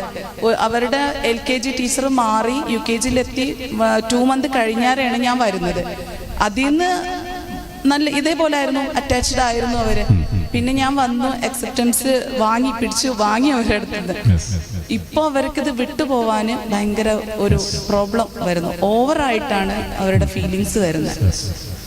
ഇവിടെ KG സെഷനിൽ നിങ്ങൾ ഈ ഫസ്റ്റ് വിഷ് ചെയ്യുന്ന ടൈപ്പ് എന്താണെന്ന് ഓർക്കുന്നുണ്ടോ? പറയാൻ പറ്റുമോ? ഞാൻ മോർണിംഗ് വരുമ്പോൾ hello my dear chocolate kids അങ്ങനെയൊക്കെ പറഞ്ഞിട്ടാണ് വരിക. പിന്നെ നമ്മുടെ കോമൺ ടോക്കിങ് പെർഫെക്റ്റ്ലി ഫസ്റ്റ് തന്നെ നമ്മൾ ഇംഗ്ലീഷിൽ അങ്ങോട്ട് വിഷ് ചെയ്തിട്ട് ഞാൻ പോകാറില്ല, അവരുടെ ഒരു ലെവലിനനുസരിച്ചിട്ടാണ് ഞാൻ ചെയ്യാറ്. ഞാൻ പറയാം, അതിൽ ഫോർമാറ്റ് സെയിം ഏതാ? ഞാൻ നേരത്തെ ഫോർമാറ്റ് പറഞ്ഞത് ഓർക്കുന്നുണ്ട് മറ്റുള്ളതിനൊക്കെ. അതായത് നിങ്ങളുടെ PR കറക്റ്റ് ആണോ എന്ന് ഒബ്സർവ് ചെയ്യുന്നത് റെഡി. രണ്ടാമത്തതിൽ ഒബ്സർവ് ചെയ്യേണ്ടത് നിങ്ങൾ IDR കറക്റ്റ് മെൻഷൻ ചെയ്ത് പോകണം. എന്നിട്ട് നിങ്ങൾ ഇതിൽ സിവിയർ ആയിട്ടുള്ള ടീം ഏതാന്ന് നോക്കണം. കൂടുതൽ സിവിയർ ആയിട്ടുള്ള ടീം ഏതാന്ന് നോക്കണം. ഈ സിവിയർ ആയിട്ടുള്ള ടീമിന് നിങ്ങൾ എന്ത് കൊടുക്കണം? ക്വാളിറ്റി ടൈം കൊടുക്കണം. പിന്നെ ചെയ്യേണ്ടത് ഒരു സ്റ്റെപ്പ് കൂടി ചെയ്യണം. എന്താ? Weekly 2 time group quality time കൊടുക്കണം. ഗ്രൂപ്പ് ക്വാളിറ്റി ടൈം അത് എവിടെ കൊടുക്കരുത്? ഫസ്റ്റ് ടൈമിൽ ക്ലാസിന്റെ ഫസ്റ്റ് ഘട്ടത്തിൽ കൊടുക്കരുത്. ലാസ്റ്റിലോ അല്ലെങ്കിൽ ഇടയിലുള്ള ഒരു സമയത്തോ ഒരു 15 മിനിറ്റ് 20 മിനിറ്റിൽ കൂടാത്ത ക്വാളിറ്റി ടൈം. ഈ ക്വാളിറ്റി ടൈമിലെ മെസ്സേജ് എന്താണ്? I am listening you, all of you, ഞങ്ങൾ കേൾക്കുകയാണ് എന്ന മെസ്സേജാണ് വരേണ്ടത്. അതിൽ ഏകദേശം അവർക്ക് പറയാനുള്ളതൊക്കെ പറയുന്നു, കേൾക്കുന്നു. അതിനുശേഷം നമ്മൾ പറയണം. എന്ത് പറയണം? പോസിറ്റീവ് ലാംഗ്വേജിൽ നമ്മൾ എല്ലാവരെയും ഉൾക്കൊള്ളുന്നതിന്റെ പ്രാധാന്യവും സ്കൂളിങ്ങിന്റെ സ്റ്റൈലും പറഞ്ഞു കൊടുക്കുക. ശ്രദ്ധിക്കേണ്ടത് പോസിറ്റീവ് ലാംഗ്വേജ് എന്ന് പറഞ്ഞാൽ ഒരു ഭയങ്കര, അതായത് വലിയൊരു സംഗതി വരാൻ പോകുകയാണെന്നുള്ള അർത്ഥത്തിലല്ല, ഒരു നോർമൽ ആണെന്ന് അവർക്ക് ഫീൽ ചെയ്യണം. സ്കൂൾ എന്താണ്, എങ്ങനെയാണ്, സ്കൂളിങ്ങിൽ എങ്ങനെയാണ്. ഇപ്പോൾ ടീച്ചേഴ്സിനെ കുറിച്ച് പൊതുവെ എല്ലാവരെ കുറിച്ചും നമ്മൾ പറയുന്നു. മൊത്തത്തിൽ ടീച്ചേഴ്സ് എന്ന് പറഞ്ഞാൽ എങ്ങനെയാണ്, ആ ലാംഗ്വേജ് അവർക്ക് പറ്റുന്ന നിങ്ങൾക്ക് മനസ്സിലാകും. നിങ്ങൾക്കാണ് എന്നെക്കുറിച്ച് എന്നെക്കാൾ എന്ത് മനസ്സിലാകുക, അവിടുത്തെ ഏത് വേർഡാണ് നല്ലതെന്നൊക്കെ എന്നെക്കാൾ നിങ്ങൾക്കാണ് ക്ലാസ്സിനെ കുറിച്ച് കുറച്ചുകൂടി ഇത് കിട്ടുക. അവിടെ കൺഫ്യൂഷൻ ഉണ്ട് ചോദിച്ചാൽ എനിക്ക് ഹെൽപ്പ് ചെയ്യാൻ പറ്റും. ഒരു ഡിസൈൻ ചെയ്യാം, അവരോട് പറയാനുള്ള വെക്കുക. അപ്പോൾ ഒന്ന് PR കൃത്യമായിട്ട് ഒബ്സർവ് ചെയ്യണം. അതായത് DRS എന്നാണ് ഞാൻ അതിന് പറഞ്ഞതിന്റെ ചുരുക്കം. 2 IDR, 3 ഇൻഡിവിജ്വൽ ക്വാളിറ്റി ടൈം. ആർക്ക്? സിവിയർ ടൈപ്പിന്. ഞാൻ പറഞ്ഞ് ക്ലിയർ ആകുന്നുണ്ടോ? കൂട്ടത്തിൽ സിവിയർ ആയിട്ടുള്ള ഒരു ടീം ഉണ്ടാവും, ശ്രദ്ധിച്ചു നോക്കിയാൽ മതി. ഈ പ്രശ്നം കൂടുതലുള്ളൊരു ടീമുണ്ട്, ഇല്ലേ? ഉണ്ടാവില്ലേ? അവർക്ക് ഇൻഡിവിജ്വൽ ക്വാളിറ്റി ടൈം കൊടുക്കണം. പിന്നെ ഗ്രൂപ്പായിട്ട് ക്വാളിറ്റി ടൈമിൽ എന്ത് മെസ്സേജ് കൊടുക്കണം? സ്കൂളിംഗ് എങ്ങനെയാണ്, സ്കൂളിൽ എല്ലാ ടീച്ചേഴ്സിനും നമ്മൾ അക്സെപ്റ്റ് ചെയ്യുന്നു, അതാണ് ടീച്ചർക്ക് ഇഷ്ടം, ഈ മെസ്സേജ് കൊടുക്കണം. ഓക്കെ, ചുരുക്കി പറഞ്ഞാൽ അവിടെ എന്താ നമ്മൾ ചെയ്യുന്നത് എന്നറിയാം? ഒരു പൊതു അവയർനെസ്, ടോട്ടൽ അവയർനെസ് ഉണ്ടാക്കി കൊടുക്കുകയാണ് ചെയ്യുന്നത്. സ്കൂളിന്റെ ടോട്ടൽ അവയർനെസ് ഇങ്ങനെയല്ലേ? അതായത് ഒരു ടീച്ചറെ മാത്രം അക്സെപ്റ്റ് ചെയ്യുന്നത് ഒരു ടോട്ടൽ അവയർനെസ് അല്ലല്ലോ, ആണോ? അല്ല. അപ്പൊ നമ്മൾ ടോട്ടൽ അവയർനെസ് എങ്ങനെ? നമ്മൾ വേറെ ക്ലാസ്സിൽ പോയിട്ട് അറ്റ്ലീസ്റ്റ് ആ ടീച്ചറോട് എന്തെങ്കിലും മേടിക്കാനോ അങ്ങനെ പോകുമ്പോൾ അതുപോലും അക്സെപ്റ്റ് ചെയ്യാൻ പറ്റുന്നില്ല. ടീച്ചർ എന്തിനാ ക്ലാസ് പോകുന്നത്, ആ കുട്ടികളോട് സംസാരിക്കുന്നത്, ഞങ്ങളല്ലേ ടീച്ചറുടെ കുട്ടി, ഇങ്ങനെയാണ് ക്വസ്റ്റ്യൻ വരുന്നത്.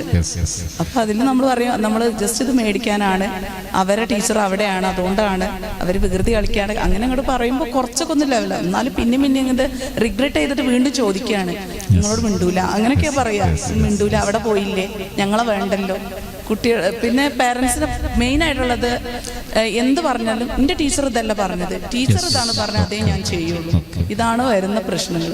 ഇവിടെ വലിയൊരു പോസിറ്റീവ് ഉണ്ട് കേട്ടോ. പക്ഷെ അതിൽ ചെറിയ ശ്രദ്ധിക്കേണ്ട വളരെ മൈന്യൂട്ടായ ഒരു സാധ്യത നമ്മൾ അന്വേഷിക്കേണ്ടത്, സെർച്ച് ചെയ്യേണ്ടത്, നമ്മൾ ഏതെങ്കിലും വേർഡ്സിൽ ഈ പാർഷ്യലൈസിങ് എന്ന് പറയുന്ന വല്ലതും വരുന്നുണ്ടോ എന്നൊന്ന് ശ്രദ്ധിച്ചു നോക്കണം.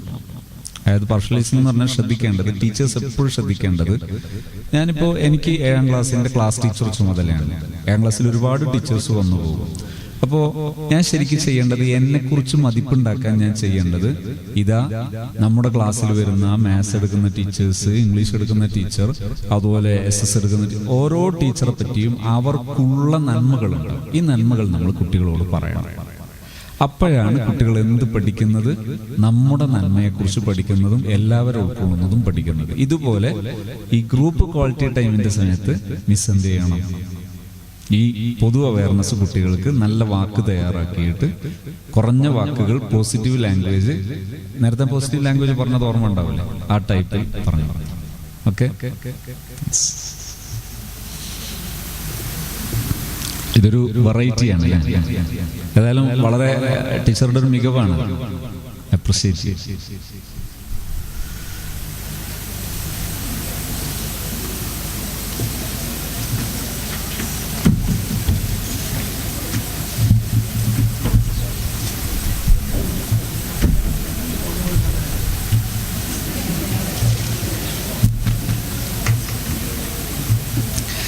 പിന്നെ ഈ വിഷയങ്ങളൊക്കെ പോകുമ്പോൾ ഇതിൻ്റെ എല്ലാം സെയിം ഏകദേശം കുറേ ടൂളുകളൊക്കെ പൊതുവെ നമ്മളെ ടീച്ചിങ് ഏരിയയിൽ ഉണ്ടാകാം. പക്ഷേ ഞാൻ ഇപ്പം പറയുന്നതൊക്കെ ഞാനൊരു 8 കൊല്ലത്തോളം ദീർഘമായ ഒബ്സർവേഷനും ദീർഘമായ അപ്ലൈ ചെയ്തിട്ട് അതിൻ്റെ ഒരു ഇംപ്ലിമെൻറ്റേഷൻ സ്റ്റേജ് വളരെ ദീർഘമാണ്. വ്യത്യസ്തമായ ഏരിയയിൽ, അതായത് റെസിഡൻഷ്യൽ ഇൻസ്റ്റിറ്റ്യൂട്ടിൽ അല്ലാത്ത പ്രൈവറ്റ് സോണിൽ, ഗവൺമെൻറ് സോണിൽ, എയ്ഡഡ് സോണിൽ, അത് തന്നെ പ്രൈമറി സോണിൽ, വലിയ ഒരു ഡിഗ്രി വരെയുള്ള അത്തരം വ്യത്യസ്തമായ സോണുകളിൽ വ്യത്യസ്ത ടൈപ്പിൽ ഉപയോഗിച്ചിട്ട് ഒബ്സർവ് ചെയ്ത് ആണ് ഞാൻ ഇത്ര ധൈര്യത്തിൽ നിങ്ങളോട് സംസാരിക്കുന്നത്. എന്ന് പറഞ്ഞാൽ എല്ലാം പൂർണ്ണമായി എന്നുള്ള അർത്ഥത്തിലല്ല, ഇത്രയെങ്കിലും നിങ്ങളോട് സംസാരിക്കുന്നത്. അപ്പോൾ ഇതിൽ ഒരു ഹെൽപ്പൊക്കെ പലപ്പോഴും പലർക്കും ആവശ്യമുണ്ടെന്ന് തോന്നിയേക്കാം. അങ്ങനെ തോന്നുമ്പോൾ ഹെൽപ്പ് ആവശ്യമുള്ളവർക്ക് നിങ്ങൾക്ക് ജസ്റ്റ് ഒരു ഫോം നമ്മൾ ഹാപ്പി സോൺ ടീം തരും. ഹാപ്പി സോൺ ടീമിൻ്റെ ഒരു പ്രത്യേകത എന്ന് പറയുന്നത്, നിങ്ങളെപ്പോലെ ഇപ്പം എന്നെ ശബ്ദം കേൾക്കുന്ന നിങ്ങൾക്ക് ഓരോരുത്തർക്കും ഈ ഹാപ്പി സോണിൻ്റെ ഒരു കോൺട്രിബ്യൂഷൻ ആണ്. നിങ്ങൾക്ക് ആർക്കും ഈ ഒരു കൺസെപ്റ്റിലേക്ക് ഈ ഒരു ആശയത്തിന്റെ വക്താവാകാം, ഇതിന്റെ പ്രചാരകരാകാം.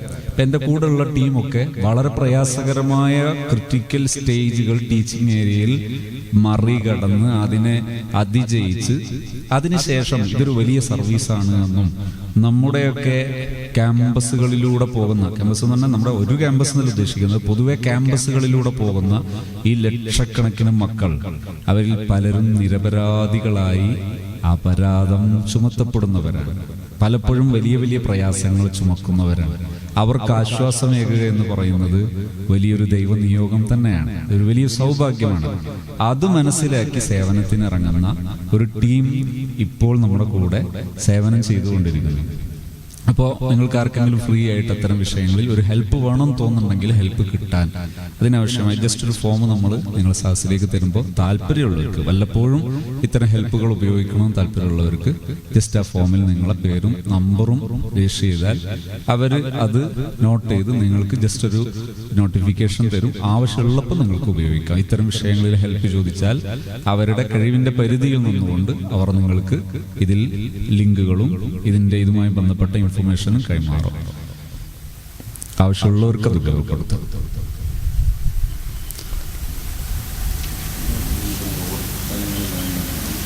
അത് കമ്പൽസറി ഒന്നുമല്ല, ആവശ്യമുള്ളവർക്ക് അത് ഉപയോഗപ്പെടുത്താം. ജസ്റ്റ് ഒരു നോട്ടിഫിക്കേഷൻ അവർ ഒരു ടീമായിട്ട് നിങ്ങളെ ഒരു നിശ്ചിത ടീമിനെ കൗണ്ട് ഓരോരുത്തരെ ഏറ്റെടുത്തിട്ട് അവർ നിങ്ങൾക്ക് നോട്ടിഫിക്കേഷൻ തരും.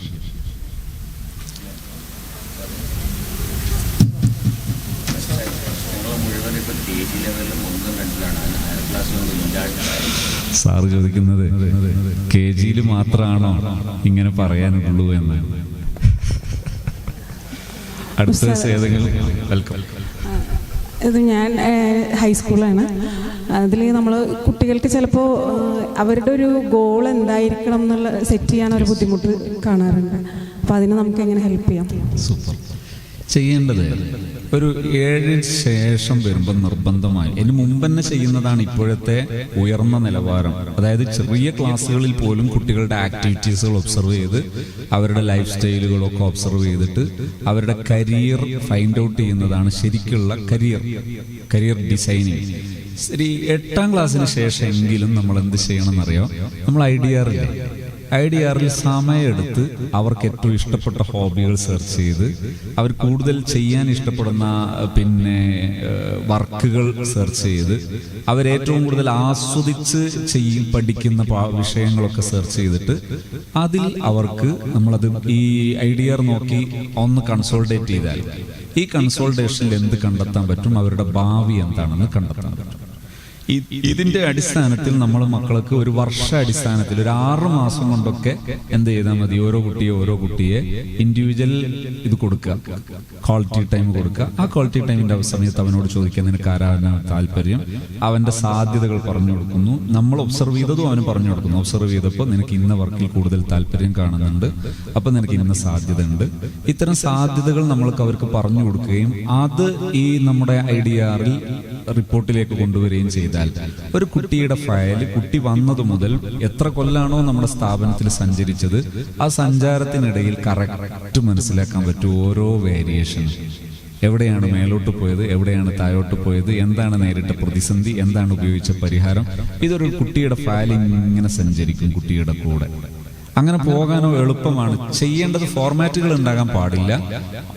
IDR എന്താ, ജസ്റ്റ് ഒരു നോട്ട്ബുക്ക്. പക്ഷെ കൺസോൾട്ടേഷൻ ആണ് പ്രധാനം. ഒരു മാസാവസാനം കൺസോൾട്ടേറ്റ് ചെയ്യാൻ, മൊത്തം കുട്ടികളുടെ കൺസോൾട്ടേറ്റ് ചെയ്യാൻ 1 മണിക്കൂറൊക്കെ ആവശ്യം വരുള്ളൂ. ജസ്റ്റ് 1 മണിക്കൂർ.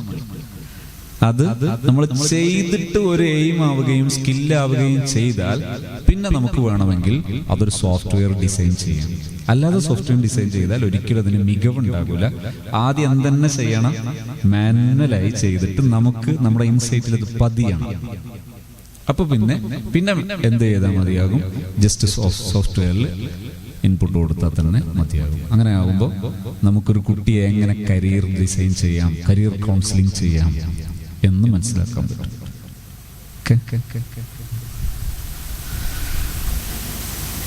ശരിക്കും ഒരു കുട്ടിയൊക്കെ വന്ന് പോകുമ്പോഴേക്ക് നമുക്ക് പറഞ്ഞു കൊടുക്കാൻ പറ്റണം.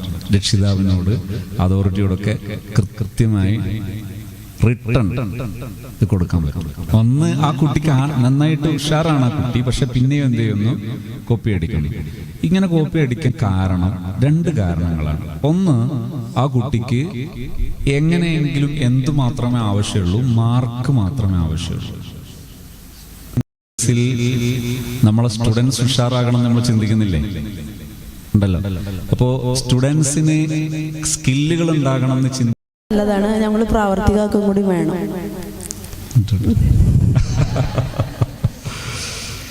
വളരെ നല്ല ക്ലാസ്സായിരുന്നു. ഞാൻ ചോദിച്ച ചോദ്യത്തിനും മറ്റുള്ളവരുമൊക്കെ വളരെ നല്ല രീതിയിൽ തന്നെയാണ് പറഞ്ഞു തന്നത്. സാറ് പറഞ്ഞ പോലെ ഒരുപാട് സമയം വേണ്ട ഒരു സബ്ജക്റ്റ് തന്നെയാണ് നമ്മളിത്. പിന്നെ ഇനി ഞങ്ങളെ കയ്യിലാണ്. സന്തോഷം. വളരെ നല്ലതാണ്.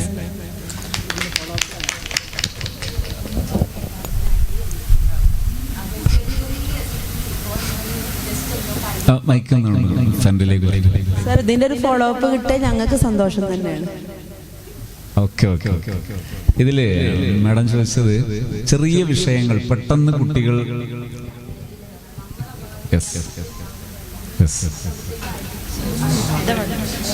ക്ലാസ് ഏതായിരിക്കും ഇതില് ഉപയോഗിക്കേണ്ടത്? ഒരു മാസത്തെ ടാസ്ക് എന്താ ചെയ്യേണ്ടതെന്ന് പറഞ്ഞാൽ, ഒരു 100 പേജ് നോട്ട്ബുക്ക് എല്ലാ കുട്ടികൾക്കും സെറ്റ് ചെയ്യാം. ഒരു കുട്ടിക്ക് വേറെ 2 കുട്ടികളെ പെയറാക്കി കൊടുക്കുക. ചെയ്യേണ്ടത്, ഈ മറുവശത്തുള്ള കുട്ടിയെക്കുറിച്ച് ഈ നോട്ട്ബുക്കിൽ എല്ലാ ദിവസവും 3 ഗുണങ്ങൾ എഴുതിയിട്ട് അവന് കാണിച്ചു കൊടുക്കും. അത് ടീച്ചർ അതിനൊരു സ്റ്റാറോ മറ്റോ കൊടുക്കുകയും ചെയ്യും. ഇങ്ങനെ ഒരു മാസം ചെയ്താൽ ആ കുട്ടികളിൽ ആ വിഷയം മാറുന്നത് കാണാം. ഓക്കെ.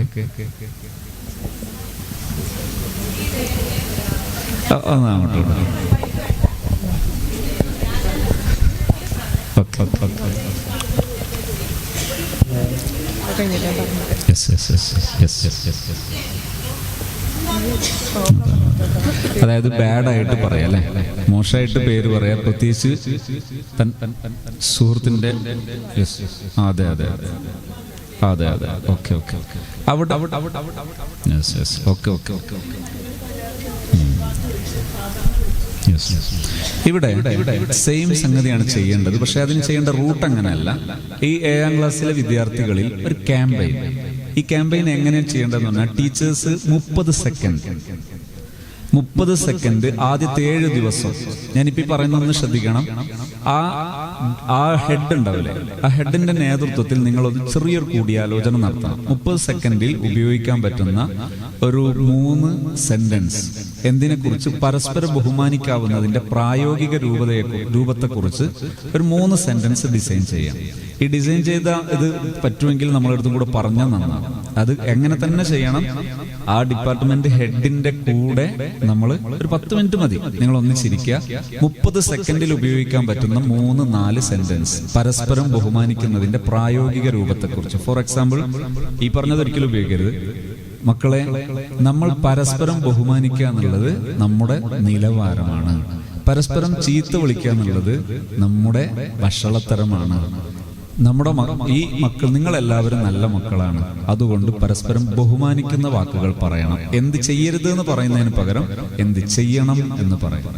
ഇതുപോലെ ഒരു 3-4 സെന്റൻസ് 30 സെക്കൻഡിൽ താഴെ, അതിൽ പ്രത്യേക ഇമോഷൻ ഇല്ലാതെ എല്ലാ ടീച്ചേഴ്സും ഡെയിലി അത് പറയുന്നു. പറഞ്ഞാൽ ടീച്ചേഴ്സ് അവരുടെ ഡയറിയിൽ ചെറിയൊരു ചാർട്ട് 3 ആഴ്ചത്തേക്ക് 4 ആഴ്ചത്തേക്ക് ആ ചാർട്ടിൽ പറഞ്ഞ ദിവസം അവർ ടിക്ക് ചെയ്യണം.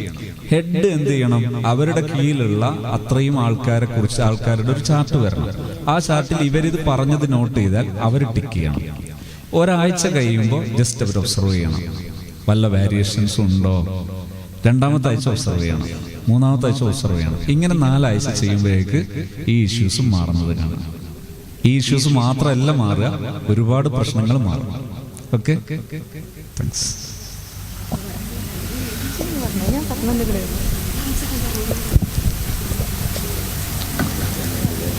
ഒരു 6 മിനിറ്റ് കൂടി അവശേഷിക്കുന്നുണ്ട്. ഫീഡ്ബാക്ക് പറയാനാണ്. ഞാൻ സത്യത്തിൽ ഈ ഉസ്താദിൻ്റെ യൂട്യൂബ് വീഡിയോസ് കണ്ടിട്ടുണ്ടായിരുന്നു. അപ്പോൾ സത്യത്തിൽ ആഗ്രഹിച്ചു പോയതാണ് ഇങ്ങനെ ഒരു ട്രെയിനിങ് കിട്ടിയിരുന്നെങ്കിൽ ഭയങ്കര ഉപകാരപ്രദമാവുന്ന. സത്യത്തിൽ കുറേ നമ്മുടെ മനസ്സിലുള്ള ഒരുപാട് ചോദ്യങ്ങൾക്കുള്ള കുറേ ഒരു ഉത്തരങ്ങൾ ഇവിടെ കിട്ടി. കാരണം നമ്മൾ ഏതൊരു ട്രെയിനിങ്ങിന് ചെന്നാലും കുറേ തിയറീസ് പറയാമെന്നല്ലാതെ നമ്മൾ പ്രാക്ടിക്കലായി കുട്ടികളെ എങ്ങനെ ഡീൽ ചെയ്യണം എന്നുള്ളത് നമുക്ക് കിട്ടാറില്ല പൊതുവെ. പക്ഷേ ഇത് കുറേ നമുക്ക് കുറേ കാര്യങ്ങൾ ചെയ്യാൻ ഒരു പ്രചോദനമാണ്. അതുപോലെ ഒരുപാട് മാറ്റങ്ങൾ ഇതിലുണ്ടാവും തന്നെയാണ് ഞങ്ങൾ പ്രതീക്ഷിക്കുന്നത്. Thank you.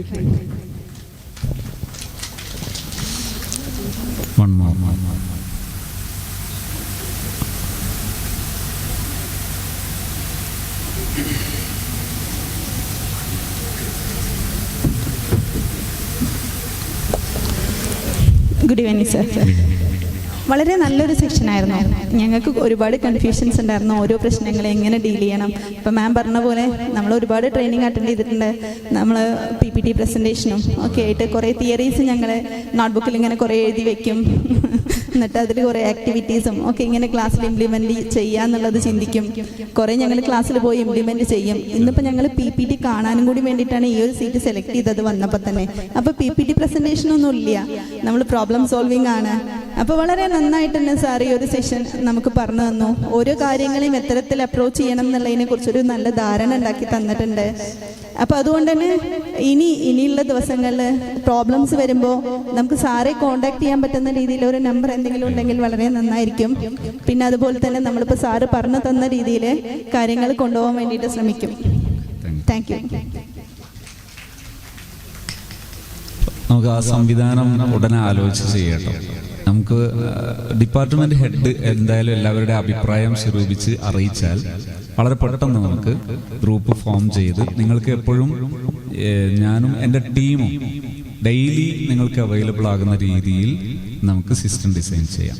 എന്നിട്ട് വീക്ക്ലി വൺസ് ആവശ്യമുള്ളവർക്കൊക്കെ പങ്കെടുക്കാവുന്ന ഒരു 1 hour സെഷനൊക്കെ സെറ്റ് ചെയ്തിട്ട് അങ്ങനെ കൊണ്ടുപോകാം. അതിലൊരു മാസത്തിൽ ഒരു സെഷൻ മാത്രം ഇങ്ങനെ നടത്തുകയും ചെയ്യാം. അപ്പോഴാണല്ലോ നമുക്ക് റിഫ്രഷ്മെന്റ് കിട്ടുക.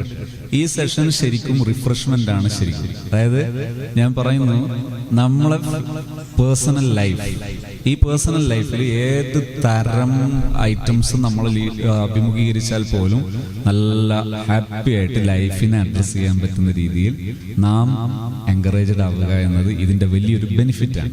അതാണ് ഈ ടീച്ചേഴ്സ് ട്രെയിനിങ്ങിലെ ഏറ്റവും പ്രധാനപ്പെട്ട ബെനിഫിറ്റ്. അവിടത്തേക്ക് നമുക്ക് എത്താൻ കഴിയും ഒരു കുറഞ്ഞ കാലം, ഒരു 4-5 മാസമൊക്കെ ലീഡ് ചെയ്യുമ്പോഴേക്ക്. Okay, thank you. നിങ്ങളുടെ ഇത്രയും ഈ സജീവ സാന്നിധ്യം ഞാൻ പലപ്പോഴും നോക്കി, ആരെങ്കിലും ഒരാൾ ഉറങ്ങുന്നുണ്ടോ? ആരും ഉറങ്ങുന്നില്ല. വളരെ സന്തോഷം. ഇത്രയും സമയം വളരെ സജീവമായി നിങ്ങൾ പങ്കെടുത്തു എന്നത് വളരെ സന്തോഷത്തോടെ ഓർക്കുന്നു. എല്ലാവരോടും ഹാപ്പി സോണിന്റെ സന്തോഷം അറിയിക്കും. Happy from happy zone. Counselling centre അല്ല, ട്രെയിനിങ് സെന്റർ. അതേസമയത്ത് ആവശ്യമുള്ള ഘട്ടത്തിൽ, വളരെ അത്യാവശ്യമുള്ള ഘട്ടത്തിൽ നമ്മൾ ചിലപ്പോഴൊക്കെ നൽകാറുണ്ട്. പക്ഷെ ഒരിക്കലും നമ്മൾ കൗൺസിലിംഗ് പ്രൊവൈഡ് ചെയ്യുന്നതല്ല, ട്രെയിനിങ് ആണ്. പക്ഷെ അത്യാവശ്യ ഘട്ടങ്ങളിൽ നമ്മൾ നൽകാറുണ്ട്. അയ്യോ ഓക്കെ. ഇപ്പോ മലപ്പുറം ജില്ലയിൽ തിരൂരിലുണ്ട്, ഇവിടെ മലപ്പുറം, ഇവിടെ കോണമ്പാറയുണ്ട്, പിന്നെ വണ്ടൂരിൽ, ഇങ്ങനെ 3 സ്ഥലത്താണ് ഉള്ളത്. ഇവിടെ എല്ലാ ആഴ്ചയിലും ഇതിന്റെ ഒരു പ്രാക്ടിക്കൽ ആയിട്ടുള്ള ഒരു മാസ് പ്രോഗ്രാം ഉണ്ട്. മേജർ ഏറ്റവും ഇമ്പോർട്ടൻ്റ് ആയിട്ടുള്ള ഒരു പ്രോഗ്രാമാണ് ലൈഫ് എൻറിച്ച്മെന്റ് ട്രെയിനിങ്. അതിൽ ഇപ്പോൾ ഉള്ളത് ജെൻസിന്റെ ഒരു ബാച്ചാണ് മെയിനായിട്ട് നടക്കുന്നത്. അതിൽ ഏത് ടീമിനും വരെ, ഏത് പ്രൊഫഷനിൽ ഇരിക്കുന്നവർക്കും അതിൽ വരാം. അതിന്റെ സ്റ്റൈൽ എന്ന് പറയുന്നത് ഗ്രൂപ്പ് ഷെയറിംഗ് ആണ്. ഗ്രൂപ്പ് ഷെയറിംഗ് എന്ന് പറഞ്ഞാൽ അതല്ല ഇതിൽ നമ്മൾ ഉദ്ദേശിക്കുന്നത് പ്രധാനമായിട്ട് വലിയൊരു സോഷ്യൽ എംപവർമെന്റ് ആണ് ഇതുകൊണ്ട് ഉദ്ദേശിക്കുന്നത്. പക്ഷെ അതിന് മിഷൻ ഉദ്ദേശിക്കുന്നത് ഇൻസ്റ്റിറ്റ്യൂഷണൽ ഇന്റഗ്രേഷൻ ആണ് ഉദ്ദേശിക്കുന്നത്. നമ്മൾ ഇൻസ്റ്റിറ്റ്യൂട്ടുകൾ ഞാൻ ഈ പറഞ്ഞ പർപ്പസിലേക്ക് വരാൻ വളരെ എളുപ്പമാണ്. പക്ഷേ ഒരു റിസോഴ്സ് പേഴ്സൺ ഓറിയന്റഡ് ആയിട്ട് മൂവ്മെന്റ് പോകണം, അപ്പോഴാണ് നടക്കുക. തിയറി പോയാൽ നടക്കില്ല. അതുകൊണ്ടാണ് ഈ റിസോഴ്സ് പേഴ്സണെ സൃഷ്ടിക്കുക. ഇപ്പൊ നിങ്ങളുടെ കൂട്ടത്തിൽ നിന്ന് തന്നെ ഈ റിസോഴ്സ് ആകാൻ പറ്റുന്നവരെ എംപവർ ചെയ്യുകയാണ് ലാസ്റ്റിൽ ചെയ്യുക. ബേസിക് കഴിയുമ്പോൾ ചെയ്യുക, റിസോഴ്സ് ആകാൻ പറ്റുന്നവരെ എംപവർ ചെയ്ത് എല്ലാവരും അങ്ങോട്ടാണ് ചൂണ്ടുന്നത്. തീർച്ചയായിട്ടും ഞാനിവിടെ വന്നപ്പോൾ തന്നെ ഒരു കേസ് ഡീൽ ചെയ്തത് സാറടുത്ത് ഞാൻ കേട്ടു. വളരെ പക്ക ഷുവർ, അത് മതി. ആ ഒരു ക്വാളിറ്റി മതി.